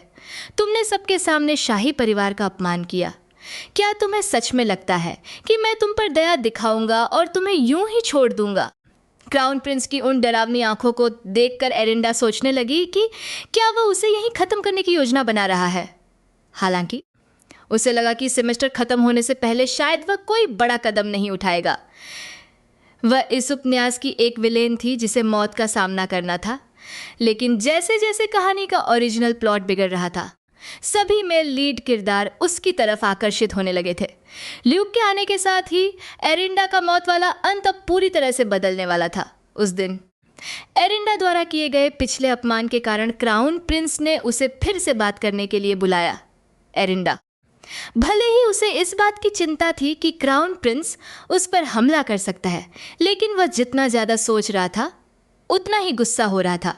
अगर क्राउन प्रिंस उसे ख़त्म करने की साजिश नहीं करता तो आज ये नौबत ही नहीं आती। तभी क्राउन प्रिंस ने फिर से दबाव बनाना शुरू किया और पूछा, मैं तुमसे एक बार फिर पूछ रहा हूँ, क्या तुम सच में पागल हो गई हो? एलिंडा ने सीधे पलटकर जवाब दिया, इससे तुम्हें क्या फ़र्क पड़ता है? वैसे भी तुम्हें मुझे आज नहीं तो कल ख़त्म ही करना है। क्राउन प्रिंस ने इस मुख्य बात को पकड़ लिया और पूछा, क्यों? एलिंडा ने उपहास के साथ धीरे से बुदबुदाया, कान कितने तेज हैं इसके? ल्यूक ने तुरंत पूछा, क्या सिर्फ पिछली उस घटना की वजह से वह तुम्हें ख़त्म करना चाहता है? एलिंडा ने कहा, भले ही वह बात ना होती तो भी वह मुझे किसी न किसी दिन ख़त्म ही कर देता। फिर ल्यूक ने मुड़कर एलिंडा से पूछा, तो क्या अब तुम्हें उससे वो सब बातें कहने का पछतावा है? एलिंडा ने अपना सिर जोर से हिलाया। उसे बिल्कुल भी पछतावा नहीं था। ल्यूक ने मुस्कुराते हुए एलिंडा के सिर पर हाथ फेरा और कहा, इसी बात की वजह से तो मैं तुम्हें पसंद करता हूँ। दोनों ने पास खड़े उस क्राउन प्रिंस को पूरी तरह नज़रअंदाज कर दिया, जिसका गुस्सा लगातार बढ़ता जा रहा था। इसके तुरंत बाद क्राउन प्रिंस ने एलिंडा पर हमला करना शुरू कर दिया और कहा, राज परिवार का अपमान करने की क्या सज़ा होती है पता है ना? वैसे हमारे बीच शायद कुछ गलत फहमी है। अगर तुम 3 साल के अंदर अपनी गलतियों पर पछतावा कर लो। तो क्राउन प्रिंस की बात खत्म होने से पहले ही एलिंडा ने अपनी उंगली दिखा दी और बोली, तुम यहाँ से दफा हो जाओ। यहाँ तक कि ल्यूक भी हैरान रह गया। उसने कहा, एलिंडा, मैं सच में तुम्हें पहले से कहीं ज़्यादा पसंद करने लगा हूँ। उसने घिन भरी नज़रों से देखते हुए कहा कि मुझे बिल्कुल भी नहीं चाहिए कि तुम मुझे पसंद करो। पास खड़ा राजकुमार यह सब देखकर बहुत अजीब महसूस कर रहा था। उसे लगा कि एलिंडा पूरी तरह पागल हो चुकी है। इसके बाद राजकुमार ने एलिंडा को राज परिवार का अपमान करने के जुर्म में फिर से धमकाना शुरू किया, लेकिन एलिंडा रत्ती भर भी नहीं डरी। उसने कहा कि तुम मेरे परिवार का नाम लेकर मुझे डराना चाहते हो? राजकुमार हैरानी के साथ बोला कि तुम्हें अपने पिता और भाइयों की बिल्कुल भी चिंता नहीं है? एलिंडा ने बेपरवाही से कहा कि मुझे कोई फर्क नहीं पड़ता। तभी पास खड़ा ल्यूक शोर मचाते हुए बोला कि मैं एलिंडा को पसंद करता हूँ। एलिंडा ने मुड़कर उस पर जादू का इस्तेमाल किया। यह देखकर राजकुमार ने उत्सुकता से पूछा कि मुझे याद है, तुमने पहले कभी जादू नहीं सीखा था, है ना? तभी एलिंडा और ल्यूक के चारों ओर बैंगनी रंग की रोशनी फैल गई। यह एक कॉन्ट्रैक्ट मैजिक था। ल्यूक ने कहा कि मैं तुम्हें अपना पार्टनर बनाने का प्रस्ताव रखता हूँ, जिसका मतलब है कि तुम्हें मैजिक टावर में भर्ती होना होगा। तुम्हें पता है ना इसका क्या मतलब है? मैजिक टावर राज परिवार को काबू में रखने वाली संस्था है और दोनों पक्ष एक दूसरे को नुकसान नहीं पहुंचा सकते। एलिंडा समझ गई कि अगर वह ल्यूक की पार्टनर बन जाती है तो वह मैजिक टावर का हिस्सा बन जाएगी, जिसका मतलब है कि राजकुमार अब उसे कभी खत्म नहीं कर पाएगा। लेकिन वह यह नहीं समझ पा रही थी कि मैजिक टावर हर 20 साल में एक बार जादूगर चुनता है और उनकी शर्तें बहुत सख्त होती हैं। मैजिक टावर में जाने का तो उसने कभी सोचा भी नहीं था। आखिर ल्यूक ने उसे ही क्यों चुना? जैसे ही ल्यूक ने एलिंडा के मन की बात पढ़ ली हो, वह जोर जोर से हंसने लगा। हंसते हुए उसने कहा, मोर्टा का मौजूदा मालिक अब सम्राट का सामना करने की हिम्मत नहीं जुटा पा रहा है। यहाँ तक कि उसे मनोरंजन का कोई साधन भी नहीं मिल रहा, जो बहुत ही बोरियत भरा है। इसीलिए हमें मोर्टा में तुम्हारे जैसे महत्वाकांक्षी लोगों की ज़रूरत है। अगर तुम मोर्टा में शामिल हो जाते हो तो भले ही तुम्हारा पूरा परिवार मिट जाए, तुम सुरक्षित जिंदा रहोगे। यह सुनकर क्राउन प्रिंस का पारा चढ़ गया और उसने साफ कह दिया कि यह कितना बेतुका कारण है। एलिंडा को एहसास हुआ कि अगर उसने ल्यूक का प्रस्ताव स्वीकार कर लिया तो वह भविष्य में क्राउन प्रिंस द्वारा मारे जाने से कभी नहीं डरेगी। इस तरह यह कहानी पूरी तरह से बदल जाएगी। यानी उसे अब 20 साल की उम्र में अपनी मौत का सामना नहीं करना पड़ेगा और वो अपनी ज़िंदगी को आज़ादी से जी सकेगी। यह सोचते ही उसने तुरंत ल्यूक के साथ पार्टनर बनने के लिए हामी भर दी, मोर्टा के अगले मालिक के रूप में। ल्यूक ने एलिंडा को मोर्टा जादूगर का पद दे दिया। जैसे ही जादू का इस्तेमाल हुआ, कॉन्ट्रैक्ट तुरंत प्रभावी हो गया। एलिंडा ने तिरस्कार भरी नज़रों से क्राउन प्रिंस की ओर देखा और बोली, तो अब मुझे किसी बात का डर रखने की ज़रूरत नहीं है, है ना? ल्यूक ने एलिंडा का हाथ थामा और उससे कहा, मुझे ऐसा लग रहा है जैसे तुम अभी के अभी इसे खत्म कर देना चाहती हो, लेकिन मैं तुम्हें याद दिला दूं कि तुम अभी इसे मार नहीं सकती। यह लड़की एक दुष्ट विलेन के किरदार में पुनर्जन्म लेती है, जिसने मुख्य नायिका को 800 बार परेशान किया और हर जन्म में उसे मौत की सज़ा ही मिली। लेकिन इस जन्म में वह मुख्य नायिका की पक्की सहेली बन गई है, जिससे कहानी पूरी तरह से बदल गई है। ल्यूक के आने के साथ ही एलिंडा की मौत की नियति पूरी तरह से बदल चुकी है। वह मौत जो पहले क्राउन प्रिंस के हाथों होनी थी, अब टल गई है और 20 साल की उम्र में होने वाली वह दुखद मौत अब अतीत बन चुकी है। किस्मत पूरी तरह से बदल चुकी थी। जैसे ही आइलिंडा ने वहीं पर क्राउन प्रिंस पर हमला करने की कोशिश की, ल्यूक ने तुरंत उसका हाथ पकड़ लिया। उसने आइलिंडा को समझाया कि भले ही क्राउन प्रिंस तुम्हें मौत की सज़ा नहीं दे सकते, लेकिन तुम भी उन्हें ख़त्म नहीं कर सकती। आइलिंडा ने घमंड के साथ क्राउन प्रिंस की तरफ देखा और कहा, क्यों नहीं नू, अगर मैं तुम्हें ख़त्म नहीं कर सकती तो बेहतर होगा कि तुम खुद ही इस दुनिया से गायब हो जाओ। आइलिंडा के इतना कहते ही ल्यूक ने इंस्टेंट टेलीपोर्टेशन मैजिक का इस्तेमाल किया और उसे यहाँ से ले गया। क्राउन प्रिंस अकेले वहीं खड़े रह गए। उन्हें संभलने का मौका तक नहीं मिला। एक धमाके के साथ दोनों सीधे क्लासरूम के अंदर जा गिरे। सामने ही टीचर का चेहरा दिखाई दिया। टीचर ने चिल्लाते हुए कहा, क्लास में देरी से आना तो ठीक है, लेकिन तुम लोग एकेडमी के अंदर टेलीपोर्टेशन मैजिक का इस्तेमाल कैसे कर सकते हो? क्लास खत्म होने के बाद तुम दोनों मेरे ऑफिस आओ। बिना किसी शक के मैजिक टीचर ने दोनों को डक वॉक करने की सजा दी। आयलिंडा गुस्से में ल्यूक से पूछने लगी, तुमने जानबूझकर क्लासरूम में ही टेलीपोर्ट क्यों किया? यह कहते हुए आयलिंडा का पैर मुड़ गया और वो गिरने ही वाली थी, लेकिन ल्यूक ने फुर्ती से उसका हाथ थाम लिया। आयलिंडा ने ऊपर देखा तो ल्यूक मुस्कुरा रहा था। ल्यूक ने कहा, अपना ध्यान क्यों नहीं रखती? आयलिंडा का उदास चेहरा देख ल्यूक ने सफाई देते हुए कहा, क्योंकि क्लास के लिए देरी हो रही थी, मैं जल्दी पहुंचना चाहता था। मैजिक वाकई में कितना सुविधाजनक है ना? ये कहकर उसने आयलिंडा को बॉडी एनहांसमेंट मैजिक इस्तेमाल करने की सलाह दी। आयलिंडा बेचारी चुप हो गई। उसे यकीन नहीं हो रहा था कि इतना अजीब और लापरवाह इंसान भविष्य का मैजिक मास्टर बनने वाला है। आखिरकार बिना किसी जादू का इस्तेमाल किए एक चक्कर पूरा करने के बाद एलिंडा इतनी थक चुकी है कि अब उससे खड़ा भी नहीं हुआ जा रहा है। तभी सेलिंडा दौड़ती हुई उसके पास आती है और बड़ी ही फिक्र के साथ उसे एक रुमाल देती है और उसकी हालत के बारे में पूछती है। इन दोनों लड़कियों को इतनी करीब देखकर ल्यूक बस एक तरफ बैठा हुआ उन्हें निहार रहा है। तभी वहाँ मैजिक टीचर आ जाते हैं और अपने चश्मे को ठीक करते हुए एलिंडा को डांटने लगते हैं। टीचर कहते हैं कि भले ही वह मोलेफिसेंट परिवार की बेटी है, लेकिन इसका मतलब यह नहीं कि वह एकेडमी में ऐसा व्यवहार करे। एलिंडा ने बड़े मासूम तरीके से अपना सिर हिलाया और फिर उठकर ल्यूक के पास गई और धीमी आवाज में बोली, क्या तुमने अभी मुझसे नहीं पूछा था कि मैंने शरीर को मजबूत करने वाले जादू का इस्तेमाल क्यों नहीं किया? इससे पहले कि ल्यूक कुछ समझ पाता, एलिंडा ने जोर से चिल्लाकर कहा, प्रोफेसर, इसने अभी अभी बॉडी एनहांसमेंट मैजिक का इस्तेमाल किया है। इतना कहते ही वह सेलिंडा का हाथ पकड़कर वहां से भाग निकली। अब मैजिक टीचर ल्यूक को ही डांटने लगे कि चाहे वह मैजिक टावर का ही क्यों न हो, उसे एकेडमी में मनमानी करने की इजाजत नहीं है। उन्होंने ल्यूक को सजा के तौर पर ग्राउंड में 5 चक्कर मेंढक की तरह कूदकर लगाने को कहा और यह भी जोड़ा कि इस बार वह खुद निगरानी करेंगे। एलिंडा ने एक जीत वाली मुस्कान के साथ ल्यूक की तरफ देखा और सेलिंडा के साथ खुशी खुशी वहां से निकल गई। रास्ते में सेलिंडा को थोड़ी चिंता हुई और उसने एलिंडा से पूछा, मुझे हमेशा से यह जानने की उत्सुकता थी, क्या ऐसा तो नहीं कि तुम मुझे नापसंद करती हो और सिर्फ दिखावे के लिए मेरे साथ रह रही हो? एलिंडा ने तुरंत मना कर दिया और कहा, नहीं, ऐसा कैसे हो सकता है सेलिंडा, मैं तो तुम्हें सच में बहुत पसंद करती हूँ।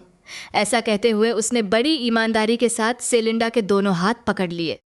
सेलिना कुछ सेकंड तक रुकी और फिर खुशी से बोली, मैं भी बहुत खुश हूँ कि हम अच्छे दोस्त बन गए हैं। लेकिन एलिंडा अभी भी निश्चिंत नहीं थी। उसने मुड़कर सेलिना का हाथ पकड़ा और कहा कि वह उसे अपनी सच्चाई साबित करके दिखाएगी। स्वीट शॉप में जाकर एलिंडा ने सभी मिठाई का एक एक पीस चाहिए। यही वह तरीका था जिससे वह सेलिना को अपनी सच्चाई दिखाना चाहती थी।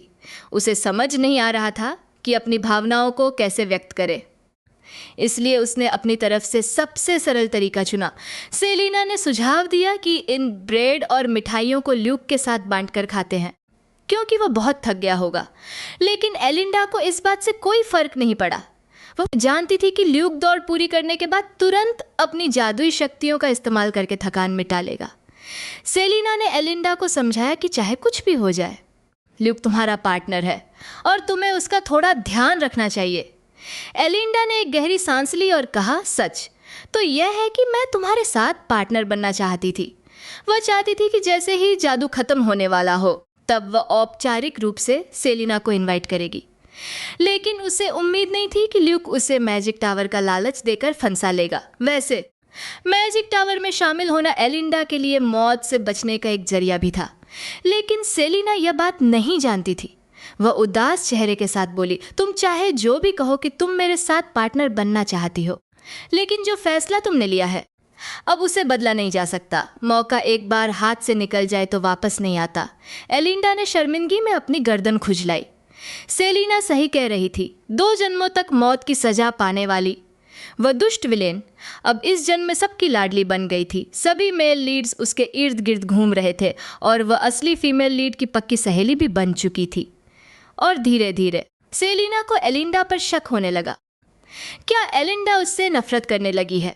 अपनी सच्चाई साबित करने के लिए एलिंडा ने बेकरी में जाकर सारे ब्रेड खरीद लिए।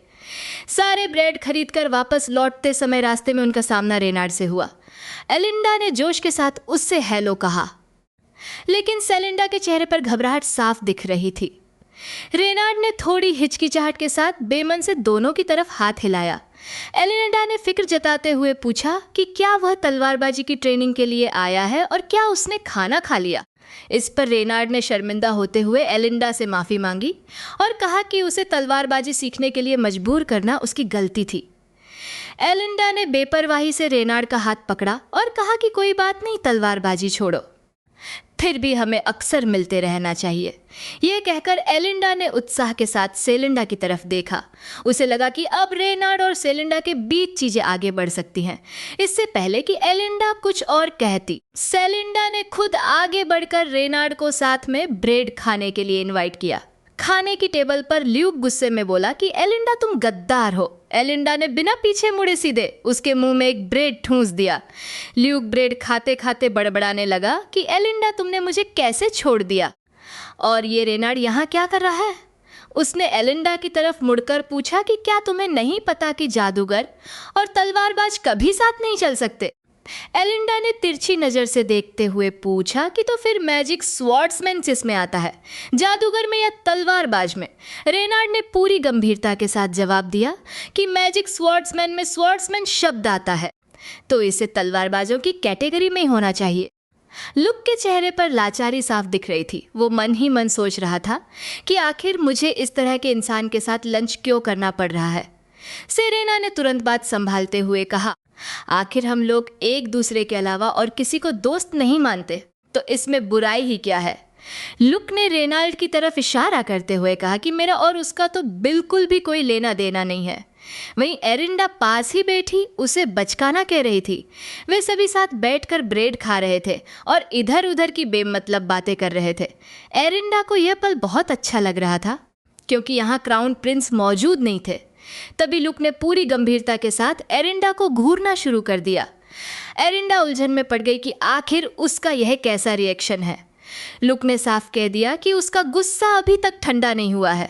एरिंडा हल्का सा मुस्कुरा दी, जिसे देखकर लुक ने कहा कि तुम्हारी यह मुस्कुराहट मुझे बहुत परेशान कर रही है। तभी लुक ने एरिंडा के चेहरे के भाव बदलते हुए देखे और अचानक उसके करीब आकर बड़े प्यार से बोला, ऐसा कैसे हो सकता है? पर अगली ही पल उसने फिर से अपना वही अकड़ू वाला चेहरा बना लिया और बोला, तुम्हें पता है ना कि मैदान के 5 चक्कर लगाना कितना थका देने वाला काम है? मुझे अभी भी तुमसे बहुत गुस्सा है। अचानक रेनॉल्ड बीच में बोल पड़ा, अगर ढंग से ट्रेनिंग की होती तो वो 5 चक्कर तो बहुत आसानी से पूरे हो जाते, है ना एरिंडा? ये सुनकर एरिंडा असहज हो गई। लुक ने तुरंत रेनाल्ड पर निशाना साधते हुए कहा कि तुम्हें जरा भी समझने की तमीज नहीं है। एरिंडा ने झट से लुक को एक जोरदार चिमटी काटी और चुप रहने का इशारा किया। सेरेना ने हालात को भांपते हुए फौरन बात बदली और आने वाले वेलकम डांस पार्टी के बारे में चर्चा शुरू कर दी। रेनाल्ड को यह समझ नहीं आ रहा था कि आखिर ये पार्टी आयोजित करने की ज़रूरत ही क्या है। सेलिना ने समझाया कि क्योंकि सबको 3 साल तक एक ही क्लास में रहना है, इसलिए दूसरे क्लास के स्टूडेंट्स के साथ उनका कोई तालमेल नहीं है। एरिंडा को तभी कहानी का वो हिस्सा याद आया। सच तो ये है कि ये डांस पार्टी इस किताब के राइटर ने सिर्फ इसलिए रखी थी ताकि सेलिना और नूह की मुलाकात हो सके। उधर रेनार्ड काफ़ी शर्मिंदा महसूस कर रहा था क्योंकि उसे डांस करना था। ल्यूक ने उसकी झिझक को भांप लिया और उसे टोकते हुए बोला, तुमने तलवारबाजी सीखी है तो क्या डांस के स्टेप्स भी नहीं सीख सकते? रेनार्ड ने भी तुरंत पलटवार किया, तुम खुद को बहुत कॉन्फिडेंट समझ रहे हो ना? दोनों एक दूसरे से ऐसे बहस करने लगे जैसे 2 भूखे भेड़िए एक दूसरे पर झपटने वाले हों। एरिंडा की यादों के मुताबिक उन दोनों का ही डांस कुछ खास नहीं था। पार्टी खत्म होने के बाद ल्यूक ने एरिंडा की तरफ मुड़कर पूछा, क्या तुम्हें डांस करना आता है? एरिंडा ने पूरे आत्मविश्वास के साथ कहा, शायद तुमसे तो बेहतर ही आता होगा। ल्यूक बस मुस्कुराता रहा और उसने तुरंत एरिंडा का हाथ पकड़ लिया ताकि वो उसके साथ डांस की प्रैक्टिस कर सके। 2 जन्मों तक सजा काट चुकी वो विलेन इस जन्म में सबकी लाडली बन गई थी। न सिर्फ वो ओरिजिनल हीरोइन की बेस्ट फ्रेंड बन गई, बल्कि कहानी के सभी मेल कैरेक्टर्स भी उसी के इर्द गिर्द घूमने लगे। ल्यूक, जिसे डांस बहुत अच्छे से आता था, उसने जानबूझकर बहाना बनाया कि उसे डांस नहीं आता और एरिंडा से उसे सिखाने के लिए कहा। प्रैक्टिस के दौरान ल्यूक बार बार एरिंडा के पैरों पर पैर रख रहा था। एरिंडा पूरी तरह बेबस थी, लेकिन ल्यूक बड़ी मासूमियत से कहता कि वो तो बस वही कर रहा है जो उसने सिखाया है, और उल्टा एरिंडा से ही सवाल करने लगता। सेलिना पास में खड़ी होकर हंसते हुए कहती है, आइलिंडा, तुमने वाकई बहुत अच्छी तरह सिखाया है, बस ये तुम्हारे साथ कदम नहीं मिला पा रहा है। आइलिंडा को यह समझ नहीं आ रहा था कि ल्यूक आखिर क्यों अपनी बेइज्जती करवा कर भी डांस सीखने पर तुला हुआ है, जबकि ल्यूक का कहना था कि उसे यह करने में मजा आ रहा है। तभी अचानक ल्यूक ने आइलिंडा को अपनी ओर खींचा और बोला, अगर तुम मुझे पूरे मन से डांस सिखाओगी तो मैं तुम्हें मोटा का एक खास जादू सिखाऊंगा जिसे तुम अपने दुश्मनों पर इस्तेमाल कर सकती हो। यह सुनते ही आइलिंडा का सारा ध्यान जादू सीखने पर चला गया और उसने तुरंत दोबारा ल्यूक को डांस सिखाने का फैसला किया। और कमाल की बात तो यह थी कि इस बार ल्यूक इतने आत्मविश्वास के साथ डांस कर रहा था कि वह आइलिंडा से भी बेहतर लग रहा था। आइलिंडा हैरान थी कि आखिर इतनी जल्दी यह इतनी अच्छी तरह से कैसे सीख गया। यह तो 1-2 दिन की प्रैक्टिस का नतीजा नहीं हो सकता था और न ही यह कहानी के मूल हिस्से में था।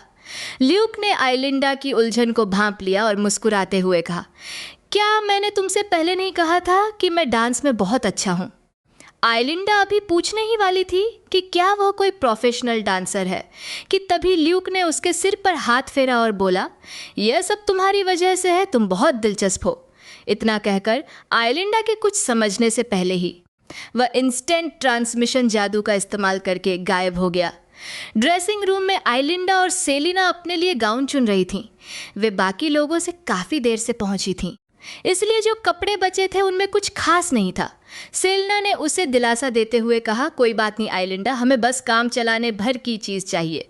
उसी समय आइलिंडा ने मूल कहानी में सेलिना के बारे में और जानकारी खंगालनी शुरू कर दी। उसने वह ड्रेस खुशी खुशी सेलिना के सामने उठाई और उसे पहनने के लिए कहा, क्योंकि कहानी के मुताबिक नोआ क्राउन प्रिंस इसी ड्रेस में सेलिना को पहली बार देखते हैं और उन्हें उससे पहली नज़र में प्यार हो जाता है। लेकिन सेलिना को शक था कि क्या यह ड्रेस उस पर जचेगी भी या नहीं। जैसे ही एलिंडा ड्रेस वापस रखकर दूसरी चुनने वाली थी, सेलिना ने कहा, यह तुमने खास मेरे लिए चुनी है तो मैं यही पहनूंगी। हालांकि उसने गौर किया कि बाकी ड्रेसेस अब उसे उतनी अच्छी नहीं लग रही थी। अब सवाल यह था कि एलिंडा क्या पहनेगी। एलिंडा ने सेलिना का हाथ पकड़कर कहा कि वह चिंता ना करे, उसके पास एक तरीका है। पार्टी में एलिंडा और सेलिना जैसे ही अंदर गई, सबकी नज़रें उन पर टिक गई, क्योंकि एलिंडा ने स्कर्ट नहीं बल्कि एक टेल कोट पहन रखा था। आसपास खड़े लोग उनकी तरफ उंगलियां उठाकर कानाफूसी करने लगे, लेकिन एलिंडा ने बिल्कुल परवाह नहीं की। उसने सोचा, लड़कियां टेल कोट पहने तो क्या हुआ। एलिंडा के भाई विलियम ने भी उसे देख लिया और गुस्से में पूछा, एलिंडा, यह क्या हाल बना रखा है तुमने? तुम अब हाई सोसाइटी की एक नामचीन हस्ती बन चुकी हो, अपनी हरकतों पर ध्यान दो। एलिंडा ने बिना डरे जवाब दिया, मेरे लुक्स में क्या खराबी है, तुम अपना काम देखो ना। फिर उसने बनावटी अंदाज में औपचारिकता निभाते हुए कहा, शुभ रात्रि भैया। हालांकि हम ब्ला ब्ला ब्ला। एलिंडा की पूरी बात का मतलब बस एक ही था, दफा हो जाओ। विलियम यह सुनकर गुस्से से लाल हो गया और उसने धमकी दी कि वे अभी पिता को सब बता देगा। एलिंडा को इस बात की बिल्कुल भी परवाह नहीं थी। उसने पलटकर कहा, तुम्हें क्या लगा मैं डर जाऊंगी? दोनों पिता और भाई के बीच बहस जारी ही थी कि तभी सेलिना दौड़ती हुई वहां पहुंची। उसने कहा, एलिंडा, तुम यहाँ हो? आज तुम बहुत हैंडसम लग रहे हो। एलिंडा ने झट से सेलिना का हाथ थामा और मुस्कुराकर कहा, तुम भी आज बेहद खूबसूरत लग रही हो। सेलिना की नज़र अचानक एलिंडा के पीछे खड़े विलियम पर पड़ी और उसने पूछा, तुम्हारे पीछे ये कौन है? एलिंडा मुड़ा और उनका परिचय देने ही वाला था, लेकिन जैसे ही उसने विलियम की तरफ देखा वह दंग रह गया। विलियम का चेहरा बिल्कुल भोला और हैरान सा था। ये पागल आदमी आखिरकार क्या रहा है? दरअसल यह कहानी एक ऐसी लड़की की है जो एक दुष्ट विलेन के किरदार में फंस गई है। 2 बार मौत की सजा पाने के बाद अब उसने ठान लिया है कि वह मेल लीड यानी नायक की चापलूसी नहीं करेगी, बल्कि उससे पूरी तरह दूरी बना लेगी। वहीं दूसरी तरफ उसे बचाने के चक्कर में दूसरा नायक अपने ही प्रतिद्वंद्वी के साथ वॉल्ज डांस करने पर मजबूर हो गया। राजकुमार के साथ डांस से बचने के लिए एलेंडा ने खुद एक फॉर्मल सूट पहनकर पार्टी में एंट्री ली थी, लेकिन तभी उसके भाई विलियम ने उसे डांटना शुरू कर दिया। ठीक उसी समय सेलिना ने आकर उसे उस मुसीबत से बचाया। एलेंडा उसे अपने भाई से मिलवाने ही वाला था कि तभी उसने देखा कि विलियम की आंखें फटी की फटी रह गईं। लेकिन अगले ही पल विलियम की आंखों में एक अजीब सी चमक आ गई और वह तुरंत एक जेंटलमैन की तरह पेश आने लगा। एलेंडा ने जब अपने भाई का यह रूप देखा तो वह बस यही चाहता था कि किसी तरह सेलिना को वहां से ले जाए। सेलिना ने बड़ी शालीनता से विलियम का हाथ मिलाया और बोली, तो आप एलेंडा के भाई हैं। तभी मुझे आप जाने पहचाने लग रहे थे। विलियम ने बातचीत जारी रखते हुए कहा, लगता है आप मेरी बहन को काफ़ी अच्छे से जानती हैं। मेरी इस नालायक बहन का ख्याल रखने के लिए आपका बहुत बहुत शुक्रिया। सेलिना ने फौरन बात काटते हुए कहा, नहीं, ऐसा बिल्कुल नहीं है। उसने पास खड़े लोगों की तरफ देखा और समझ गई कि सबकी नज़रें उन्हीं पर हैं। सेलिना ने अपनी आवाज़ थोड़ी बुलंद की और विलियम से कहा, आप हर वक्त मेरा पीछा करते हैं और मुझे इस तरह घूरते हैं, जिससे मुझे काफ़ी परेशानी हो रही है।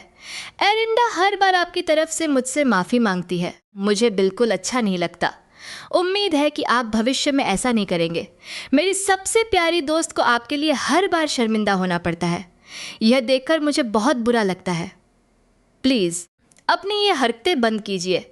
इतना कहकर सेलिना ने एरिंडा का हाथ पकड़ा और वहाँ से निकल गई। शर्म और गुस्से के मारे विलियम का चेहरा लाल पड़ गया था।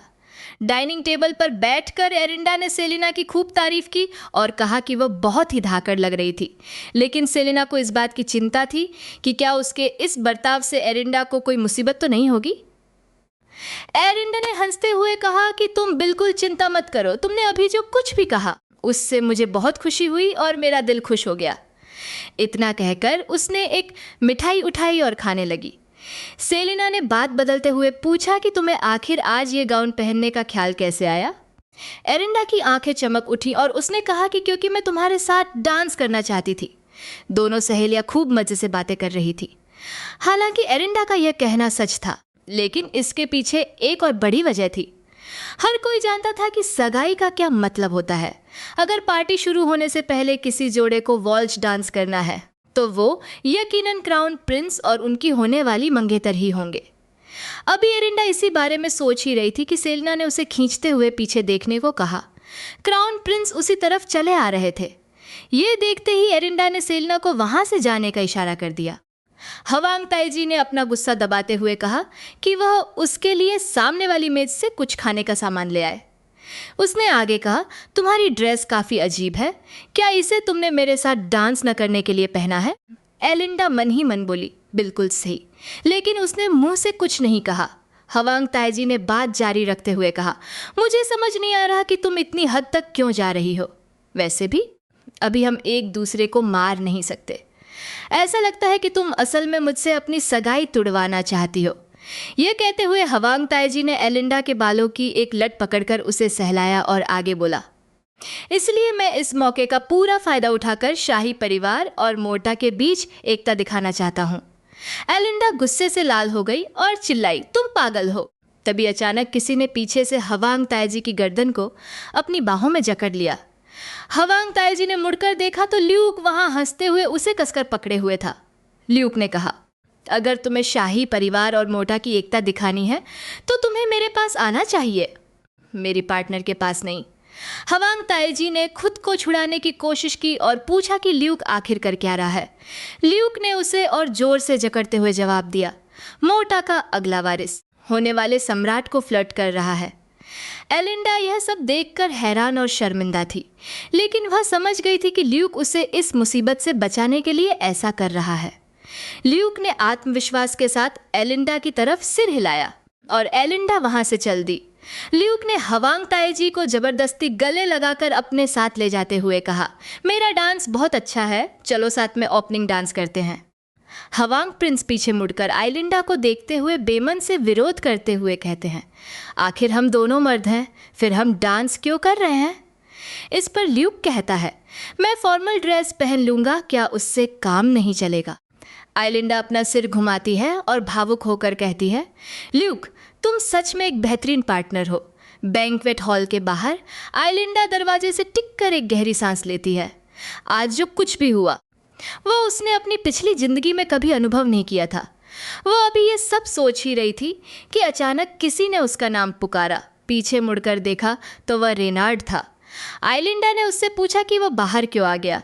रेनार्ड ने झिझकते हुए कहा कि वह इस तरह की महफिल के लिए नहीं बना है, और ऊपर से ल्यूक ने अजीब से कपड़े पहन रखे हैं और वह अंदर राजकुमार के साथ वॉल्च डांस कर रहा है। आइलिंडा अपनी हंसी नहीं रोक पाई और बोली, तो तुम बस उस नज़ारे को नहीं देखना चाहते थे, इसलिए बाहर आ गए हैं ना? रेनार्ड ने फिर आइलिंडा को बताया, ल्यूक से पीछे ना रहने के लिए मैंने डांस की काफ़ी प्रैक्टिस की है। मैं चाहता था कि तुम मेरी मेहनत को पहचानो और तुम्हें लगे कि मैं उससे बेहतर हूँ, तो क्या तुम मेरे साथ एक डांस करोगी? आइलिंडा ने थोड़ी देर सोचा और फिर रेनार्ड का निमंत्रण स्वीकार कर लिया। बैंक्वेट हॉल के अंदर डांस करते हुए आइलिंडा ने रेनार्ड से पूछा कि उसने आखिर प्रैक्टिस कैसे की है। रेनार्ड ने बताया कि उसे स्वॉर्ड फाइट के प्रोफेसर ने सिखाया है।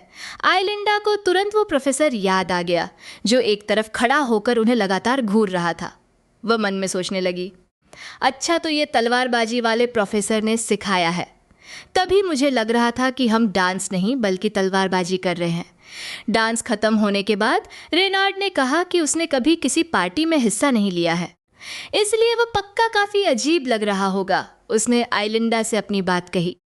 आइलिंडा ने डांस के न्योते के लिए शुक्रिया अदा किया।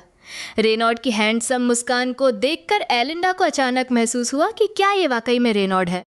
ओरिजिनल कहानी में तो तुम इतने ज़्यादा मुस्कुराने वाले इंसान नहीं थे। रेनॉल्ड के जाने के बाद आइलिंडा भारी कदमों से कहीं आराम करने की जगह ढूंढने लगी। तभी अचानक उसके सामने ल्यूक का गुस्से से भरा चेहरा आ गया। वो गुस्से में चिल्लाया, आइलिंडा, तुम मुझे छोड़कर किसी और मर्द के साथ डांस करने कैसे जा सकती हो? नॉर्मल सिचुएशन में तुम्हें पहले अपना पार्टनर नहीं चुनना चाहिए था। आइलिंडा ने मजाक में कहा, क्या राजकुमारी ने पहले ही क्राउन प्रिंस के साथ ओपनिंग डांस नहीं कर लिया? मैंने भी तो टक्सीडो पहना हुआ है। तुम अगर गाउन पहन लो तो मैं तुम्हारे साथ डांस कर लूँगी। ल्यूक का चेहरा देखकर आइलिंडा ने सोचा, वाकई ल्यूक को चिढ़ाना ही सबसे मज़ेदार है। लेकिन अगले ही पल ल्यूक ने बेशर्मी से कहा, तो क्या मुझे इस बार कुछ ज़्यादा बोल्ड कपड़े पहनने चाहिए? आइलिंडा तुरंत पीछे हट गई और लाचारी में ल्यूक का हाथ पकड़कर बोली, चलो डांस फ्लोर पर चलते हैं। डांस करते समय आइलिंडा ने ल्यूक को शुक्रिया कहा कि अगर तुम नहीं होते तो मैं पक्का उस पर भड़क जाती। ल्यूक को क्राउन प्रिंस का चेहरा याद आया और वो हंसने लगा।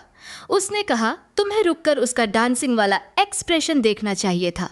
वो तो बिल्कुल ऐसा लग रहा था जैसे मुझे अभी यहीं जान से मार देगा।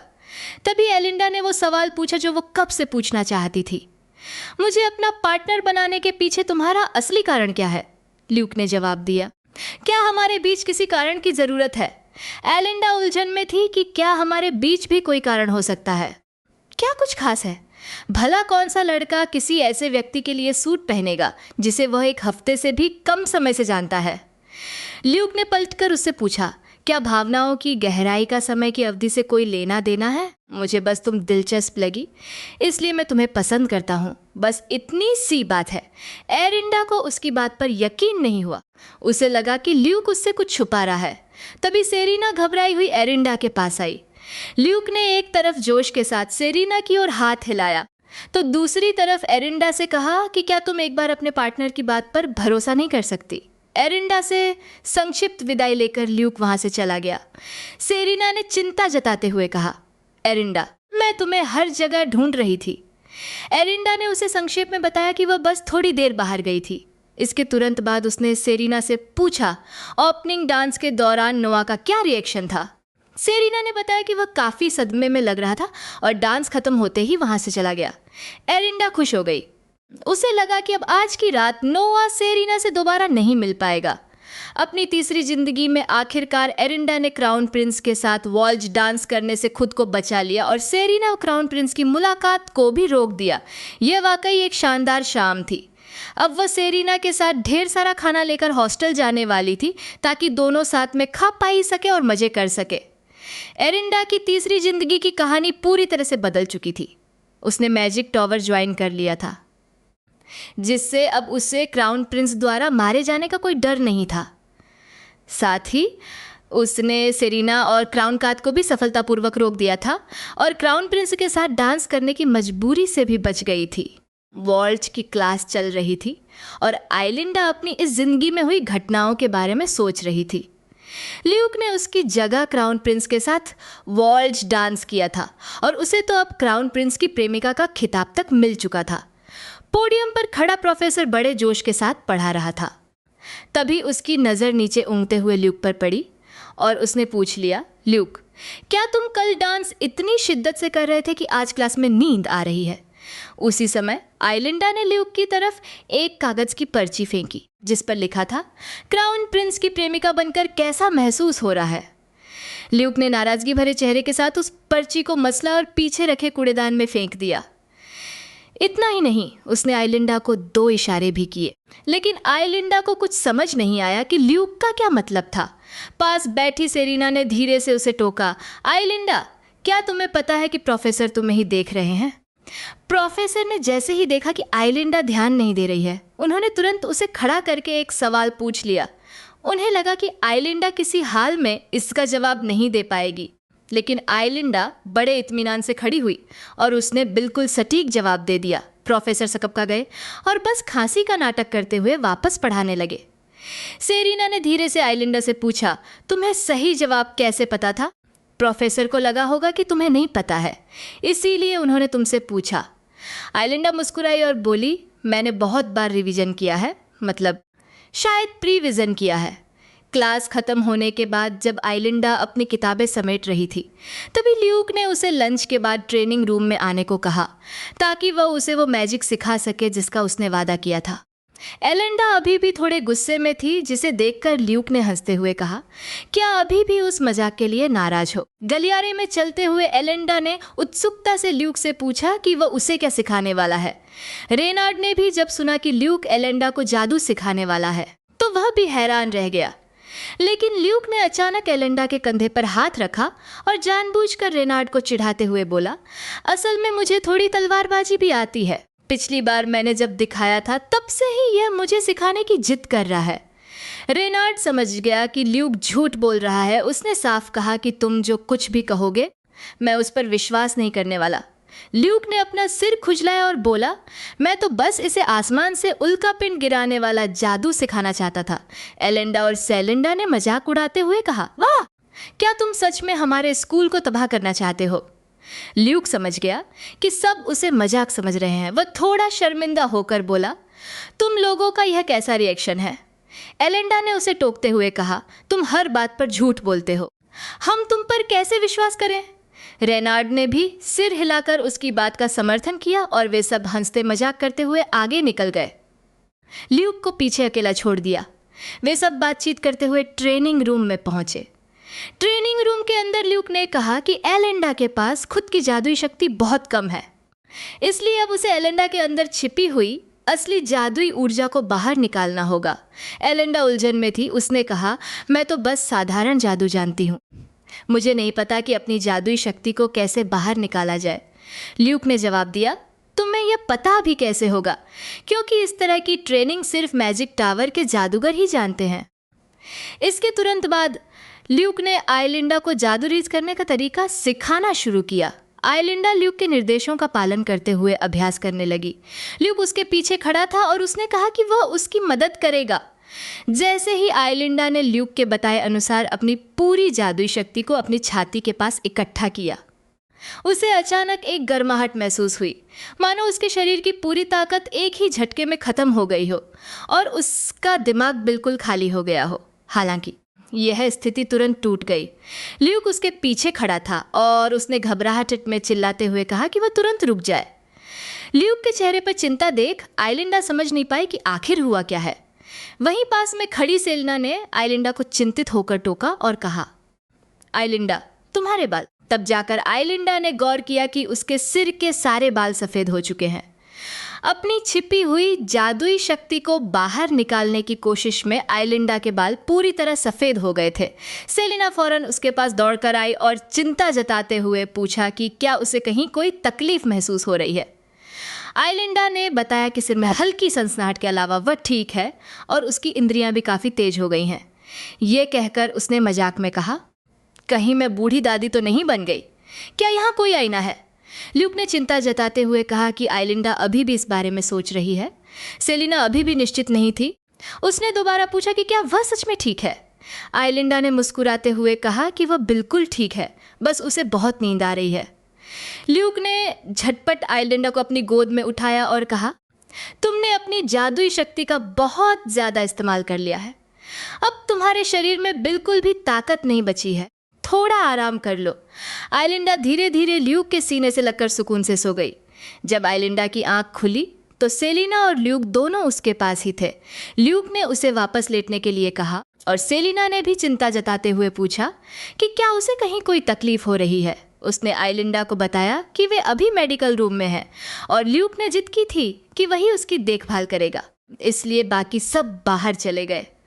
आइलिंडा अब भी हैरान थी कि आखिर उसकी मैजिक पावर रिलीज करने पर ऐसा क्यों हुआ। ल्यूक ने उसे समझाया कि ऐसा इसलिए हुआ क्योंकि उसका शरीर उस मैजिक पावर को सहन नहीं कर पा रहा था, जिसकी वजह से वह स्थिति पैदा हुई। हालांकि अब वह ठीक है, लेकिन उसके शरीर के अंदर मैजिक पावर अभी भी स्थिर नहीं है, इसलिए उसे अच्छी तरह आराम करना चाहिए। ल्यूक ने आगे बताया कि आमतौर पर जब शरीर अपनी सीमा तक पहुंच जाता है तो मैजिक पावर का बहाव अपने आप रुक जाता है, यानी आप कितनी भी कोशिश कर ले, मैजिक पावर की एक लिमिट होती है। लेकिन आइलिंडा के मामले में सब कुछ अलग था। उसका शरीर जवाब दे चुका था, फिर भी मैजिक पावर रिलीज हो रही थी। यह सुनकर आइलिंडा हैरान रह गई और बोली, तो इसका मतलब है कि मेरी मैजिक पावर की कोई सीमा ही नहीं है। ल्यूक ने एक गहरी सांस ली और कहा, तुम हमेशा ऐसी बेवकूफ़ी भरी बातें क्यों करती हो, चाहे तुम्हारी पावर की कोई सीमा हो या ना हो?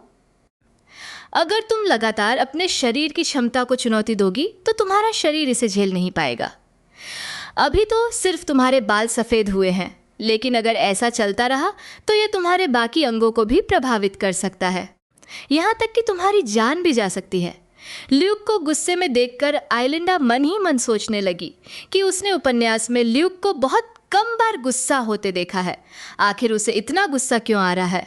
इस घटना के बाद ल्यूक ने प्रोफेसर के पास जाकर आइलिंडा के लिए छुट्टी तो मांग ली थी। हालांकि वह खुद ऐसा बिल्कुल नहीं करना चाहता था, पर ल्यूक ने अजीबोगरीब बहाने बनाकर प्रोफेसर को मना ही लिया। 5 दिन का समय देखते ही देखते बीत गया। आइलिंडा अपना सामान लेकर उदास मन से स्कूल वापस लौटी। जैसे ही वह स्कूल पहुंची, उसने सेलिना को बड़े उत्साह के साथ अपने पास आते देखा। आइलिंडा की गैर मौजूदगी में सेलिना ने उसके लिए क्लास के सारे नोट्स तैयार रखे थे। ये देखकर आइलिंडा की सारी उदासी गायब हो गई। सेलिना वाकई में बहुत अच्छी है। जब दोनों एक दूसरे को गले लगा रही थीं, तो ल्यूक को जलन होने लगी। वह अचानक बीच में आ गई और दोनों को जबरदस्ती अलग कर दिया। उसने कहा, तुम दोनों लड़कियां सुबह सुबह एक दूसरे को गले क्यों लगा रही हो? इसके तुरंत बाद ल्यूक ने अपनी जेब से एक मैजिक क्रिस्टल निकाला और आइलिंडा को देते हुए कहा कि यह खास तौर पर उसके लिए बनाया गया है। इस पर जादू किया गया है ताकि पिछली बार जैसी घटना फिर न हो। आइलिंडा को यह बहुत कमाल की चीज़ लगी, क्योंकि पिछली बार वह खुद सोच रही थी कि कैसे धीरे धीरे अपनी मैजिक पावर को बैलेंस करना सीखे, पर उसे उम्मीद नहीं थी कि यह मैजिक क्रिस्टल इतनी आसानी से उसकी समस्या सुलझा देगा। सेलिना ने आगे बढ़कर बताया कि यह ल्यूक और उसने मिलकर बनाया है। आइलिंडा को चिंता हुई कि कहीं इसे बनाने से सेलिना की सेहत पर बुरा असर तो नहीं पड़ा, लेकिन सेलिना ने मुस्कुराकर कहा कि कोई बात नहीं, क्योंकि हम दोस्त हैं। यह सुनकर आइलिंडा भावुक हो गई और उसने सेलिना को गले लगा लिया। पास खड़ा ल्यूक फिर से असहज हो गया, क्योंकि उसने भी तो इसमें पूरी मेहनत की थी। आइलिंडा एक ऐसे साम्राज्य के सबसे प्रभावशाली परिवार से ताल्लुक़ रखती थी, लेकिन मैजिक एकेडमी में शिक्षकों को उस पर नकल करने का शक था और उसे उस मुसीबत से बचाने वाला कोई और नहीं बल्कि वही व्यक्ति था जिसने कभी उसे सजाए मौत दी थी। शाही राजकुमार की क्लास की घंटी बजती है और प्रोफेसर के अंदर आते ही उन्होंने सभी छात्रों से अपनी किताबें बंद करने के लिए कहा। प्रोफेसर ने बताया कि आज का सेशन एक सरप्राइज टेस्ट है ताकि वे सबकी काबिलियत जान सके, इसलिए किसी को घबराने की ज़रूरत नहीं है। जैसे ही छात्रों ने पेपर देखा, सब के सब अपने सिर खुजाने लगे क्योंकि सवाल किसी को समझ ही नहीं आ रहे थे। लेकिन 3 बार पुनर्जन्म ले चुकी एलिंडा के लिए यह सब बेहद आसान था। उसने सोचा कि क्या उसे बस कुछ भी लिख देना चाहिए, लेकिन फिर ख्याल आया कि नहीं, क्योंकि ग्रेजुएशन के बाद उसे मोटा में शामिल होना है, तो बेहतर होगा कि टीचर पर एक अच्छा इंप्रेशन जमाया जाए। अगले दिन एलिंडा को प्रोफेसर के ऑफिस में बुलाया गया। प्रोफेसर को शक था कि कल के टेस्ट में एलिंडा ने चीटिंग की है और उन्होंने उसे सख्त लहजे में डांटते हुए कहा, भले ही तुम साम्राज्य के सबसे रईस और ऊंचे खानदान से ताल्लुक रखती हो, मैं तुम्हें बिल्कुल माफ़ नहीं करूंगा। एलिंडा ने प्रोफेसर को यकीन दिलाया कि उसने कोई नकल नहीं की है और कहा कि उन्हें बिना वजह उस पर इल्ज़ाम नहीं लगाना चाहिए। प्रोफेसर ने एलिंडा के सामने उसके एडमिशन के समय की मजाक शीट रख दी और बोले, वो सवाल बहुत कठिन था। ल्यूक के अलावा किसी भी नए छात्र के लिए उसे हल करना नामुमकिन है। तुम तो एंट्रेंस एग्जाम में भी मुश्किल से पास हुई थी, फिर इस बार तुमने सब कुछ सही कैसे कर दिया, मुझे शक क्यों ना हो। मार्कशीट देखने के बाद एलिंडा का चेहरा शर्म से झुक गया। उसे एहसास हुआ कि पहले वाली एलिंडा पढ़ाई में वाकई बहुत कमज़ोर थी। प्रोफेसर अपनी बात जारी रखते हुए बोले, ऊपर से ल्यूक तुम्हारा पार्टनर है और नकल करने के लिए जादुई तरीके अपनाना तुम्हारे लिए कोई बड़ी बात नहीं है। क्या अब भी तुम कहोगी कि तुमने चीटिंग नहीं की? एलिंडा के पास सफाई देने के लिए कोई शब्द नहीं थे। उसने बस ल्यूक की तरफ देखा कि शायद वो उसकी तरफ से कुछ बोले, लेकिन ल्यूक ने जैसे ही मुंह खोला उसने कहा कि एलिंडा इतनी भी खूबसूरत नहीं है कि मैं उसके लिए ऐसा कुछ करूं। लेकिन प्रोफेसर इस बात पर यकीन करने को तैयार नहीं थे। उनका कहना था कि ल्यूक को हमेशा से ही अजीबोगरीब काम करने का शौक रहा है। प्रोफेसर ने चुनौती दी कि अगर उसने चीटिंग नहीं की है तो इसका सबूत पेश करो। एलिंडा ने प्रोफेसर से मांग की कि वह दोबारा परीक्षा लेकर उसकी काबिलियत को परख ले। तभी दरवाजे पर अचानक क्राउन प्रिंस नोआ की आवाज़ सुनाई दी। उन्होंने कहा कि वह एलिंडा की बेगुनाही साबित कर सकते हैं। नोआ ने बताया कि एलिंडा के अंदर जादू की अद्भुत प्रतिभा है। उसने एंट्रेंस एग्ज़ाम के बाद से ही खुद जादू सीखना शुरू कर दिया था। नोआ ने यह भी कहा कि उन्होंने खुद एलिंडा को आइस यानी बर्फ वाली अटैक मैजिक का इस्तेमाल करते हुए देखा है, लेकिन प्रोफेसर अब भी मानने को तैयार नहीं थे। उनका कहना था कि हो सकता है नोआ अपनी मंगेतर को बचाने के लिए झूठ बोल रहे हों, लेकिन किसी को उम्मीद नहीं थी कि नोआ सीधे सम्राट के नाम की कसम खा लेंगे। जैसे ही यह बात निकली, पूरा ऑफिस सन्नाटे में डूब गया।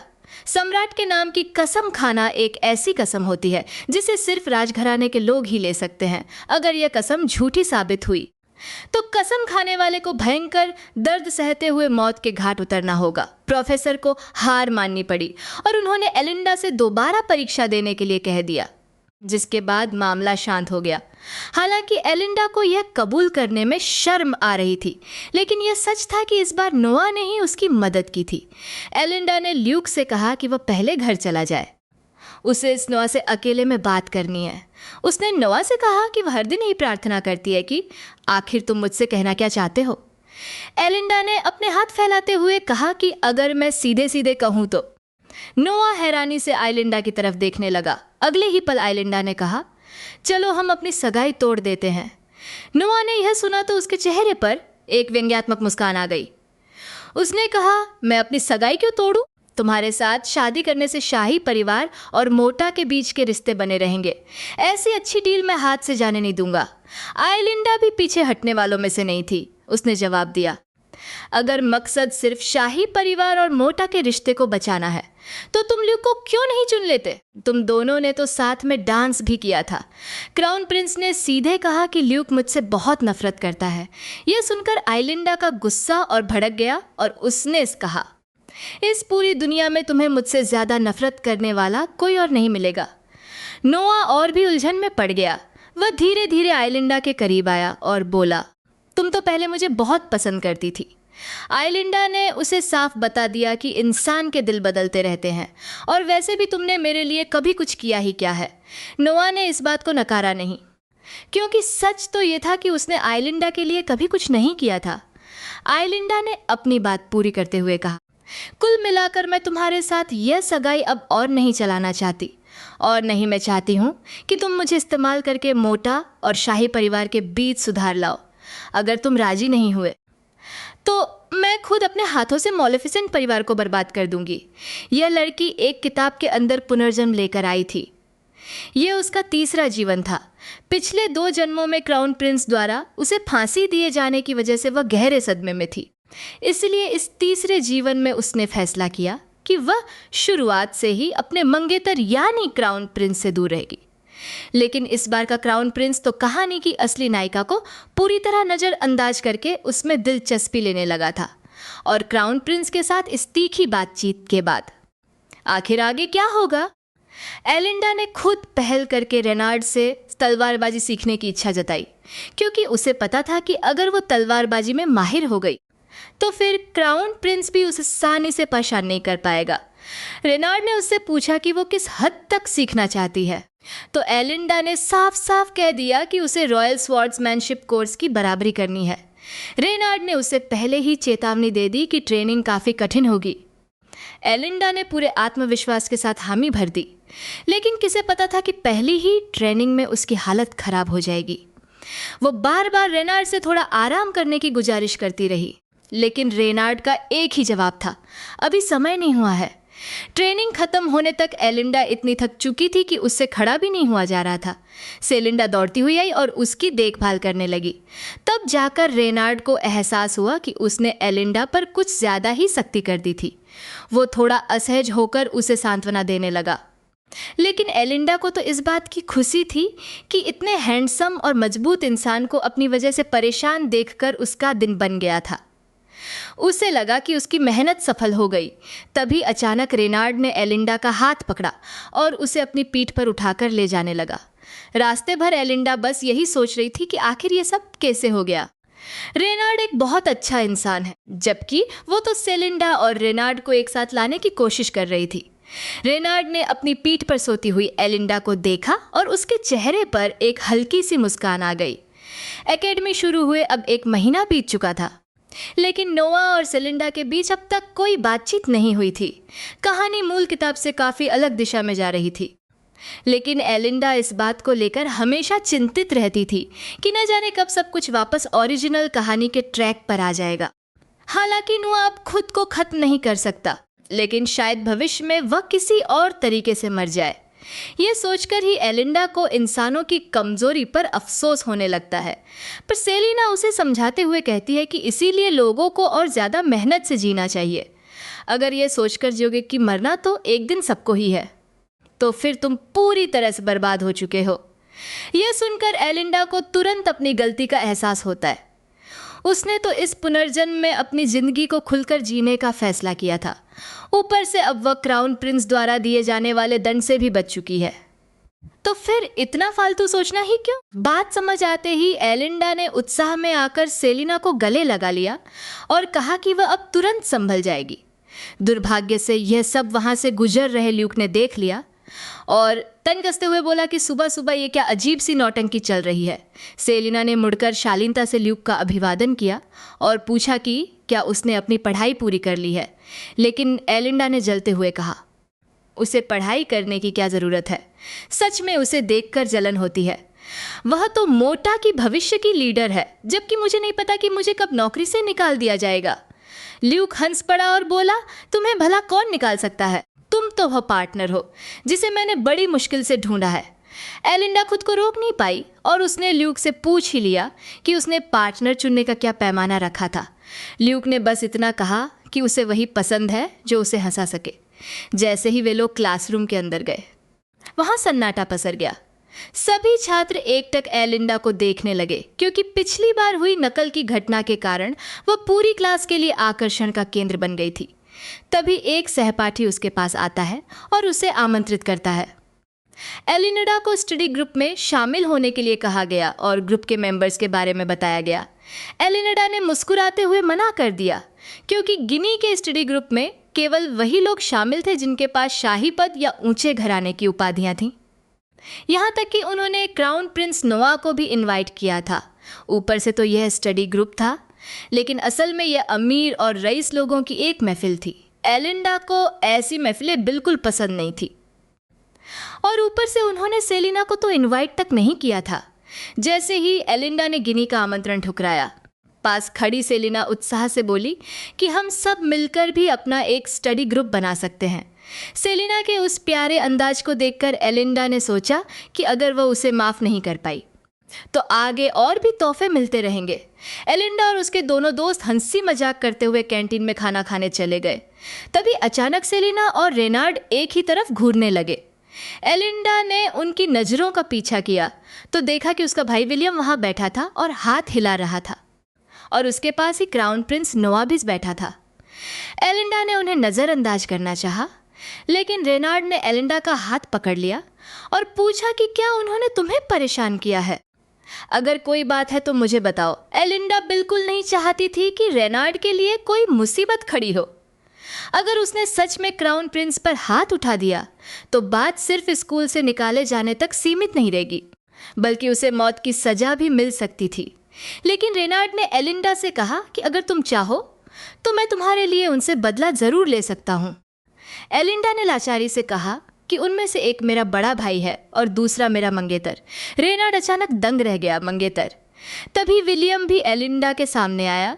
वो दिखावे के तौर पर एलिंडा से अभिवादन कर रहा था, लेकिन उसकी नज़रें इधर उधर सेलिना को ढूंढ रही थी, पर उसे सेलिना की परछाई तक कहीं दिखाई नहीं दे रही थी। एलिंडा मन ही मन खुश हो रही थी। उसने सोचा कि तुम 100 साल भी ढूंढ लो तो भी सेलिना नहीं मिलेगी, और इसका सारा श्रेय ल्यूक को जाता है। उसने विलियम पर एक परमानेंट इल्यूजन मैजिक यानी मतिभ्रम वाला जादू कर दिया था, जिसके कारण भले ही सेलिना विलियम के बिल्कुल सामने खड़ी हो, पर उसे उसकी एक झलक भी नहीं दिख सकती थी।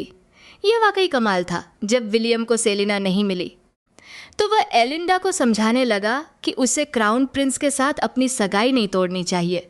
उसने कहा कि प्रिंस ने भी यह कहा है कि वह तुम्हें वापस पाने की पूरी कोशिश करेंगे, इसलिए तुम्हें अब अपनी जिद छोड़ देनी चाहिए। एलिंडा को यह सुनकर बहुत गुस्सा आया, क्योंकि पिछले 2 जन्मों में क्राउन प्रिंस ने सगाई तोड़ने के लिए हर हथकंडा अपनाया था, यहाँ तक कि उसे फांसी तक दे दी थी। तो क्या इस जन्म में वह उसे वापस पाने के लिए इतनी मेहनत करेंगे? नामुमकिन है। जैसे ही एलिंडा अपने हॉस्टल के कमरे में लौटी, वह सामने का नज़ारा देखकर दंग रह गई। नोआ ढेर सारे तोहफे लेकर एलिंडा के कमरे के बाहर खड़ा था। उसने कहा कि मुझे नहीं पता था कि तुम्हें क्या पसंद है, इसलिए मैंने बस कुछ चीज़ें तैयार कर ली हैं। एलिंडा ने उन्हें लेने से साफ मना कर दिया और तंज कसते हुए कहा कि तुम जैसे लोगों को टैक्स देने वाले आम नागरिक वाकई बहुत बेचारे हैं। लेकिन नोआ ने बड़े आराम से जवाब दिया कि इसे साम्राज्य के लोगों की भलाई के लिए किया गया एक निवेश समझो। आखिर अगर तुम अपना मन बदल लेती हो तो शाही परिवार को भी इसका बहुत फायदा होगा। एलिंडा ने सीधे तौर पर उसे मना कर दिया। नोआ को ये सब सामान लेकर तुरंत यहाँ से गायब होने के लिए कहा गया। नोआ अभी भी कुछ बहस करना चाहती थी। उसे समझ नहीं आ रहा था कि एलिंडा इतनी गुस्से में क्यों है। उसे लगा शायद उसने पहले ध्यान नहीं दिया होगा, इसीलिए उसने माफ़ी मांगते हुए कहा कि यह उसकी गलती है। एलिंडा और कुछ सुनना नहीं चाहती थी। उसने दरवाज़ा बंद करते हुए कहा कि उसे ये सब देखकर बहुत चिढ़ हो रही है और बेहतर होगा कि नोआ सब कुछ समेट कर यहाँ से निकल जाए। नोआ ने ज़बरदस्ती दरवाज़ा रोक लिया और उससे कहा कि अगर उसने अभी दरवाज़ा बंद किया तो कल सुबह उसे इससे भी ज़्यादा तोहफे मिलेंगे। एलिंडा गुस्से में हंस पड़ी। उसने तुरंत जादू का इस्तेमाल करके उन सभी तोहफों में आग लगा दी और बोली कि तुम चाहे जितने तोहफे भेजो, मैं उन्हें जलाती रहूँगी। तभी क्राउन प्रिंस ने ऊपर देखा और एलिंडा को देखते ही दंग रह गया। एलिंडा के बाल धीरे धीरे सफ़ेद होने लगे थे। एलिंडा को भी पता था कि उसकी हालत ठीक नहीं है, लेकिन वह गुस्से में चिल्लाई कि अगर नोआ जिंदा जलना नहीं चाहती तो यहाँ से चली जाए। तभी अचानक ल्यूक वहाँ आ पहुँचा। उसने एलिंडा को अपनी बाहों में भर लिया और जादू से आग बुझा दी। फिर वह घबराते हुए पूछने लगा कि क्या एलिंडा को चोट तो नहीं आई। उसने पूछा कि क्या उसने कहा नहीं था कि इस दौरान जादू का इस्तेमाल नहीं करना है। फिर वह इतनी जिद क्यों कर रही थी। शोर सुनकर हॉस्टल के दूसरे छात्र भी वहां जमा हो गए। एलेंडा भी अपनी शारीरिक कमजोरी की वजह से धीरे धीरे ल्यूक की बाहों में गिर पड़ी। तभी वार्डन भी घबराते वहां पहुंची। ल्यूक ने एलेंडा की सारी गलती अपने सिर ले ली, जिसकी वजह से उसे न सिर्फ सजा के तौर पर लिखित माफीनामा देना पड़ा, बल्कि 1 हफ्ते तक गलियारे की सफाई भी करनी पड़ी। तो मेरी प्यारी फैमिली, आज के लिए बस इतना ही। अगर वीडियो अच्छी लगी हो तो लाइक और सब्सक्राइब ज़रूर करना।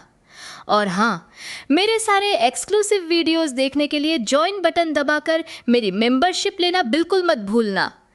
बाय बाय, मिलते हैं अगली वीडियो में।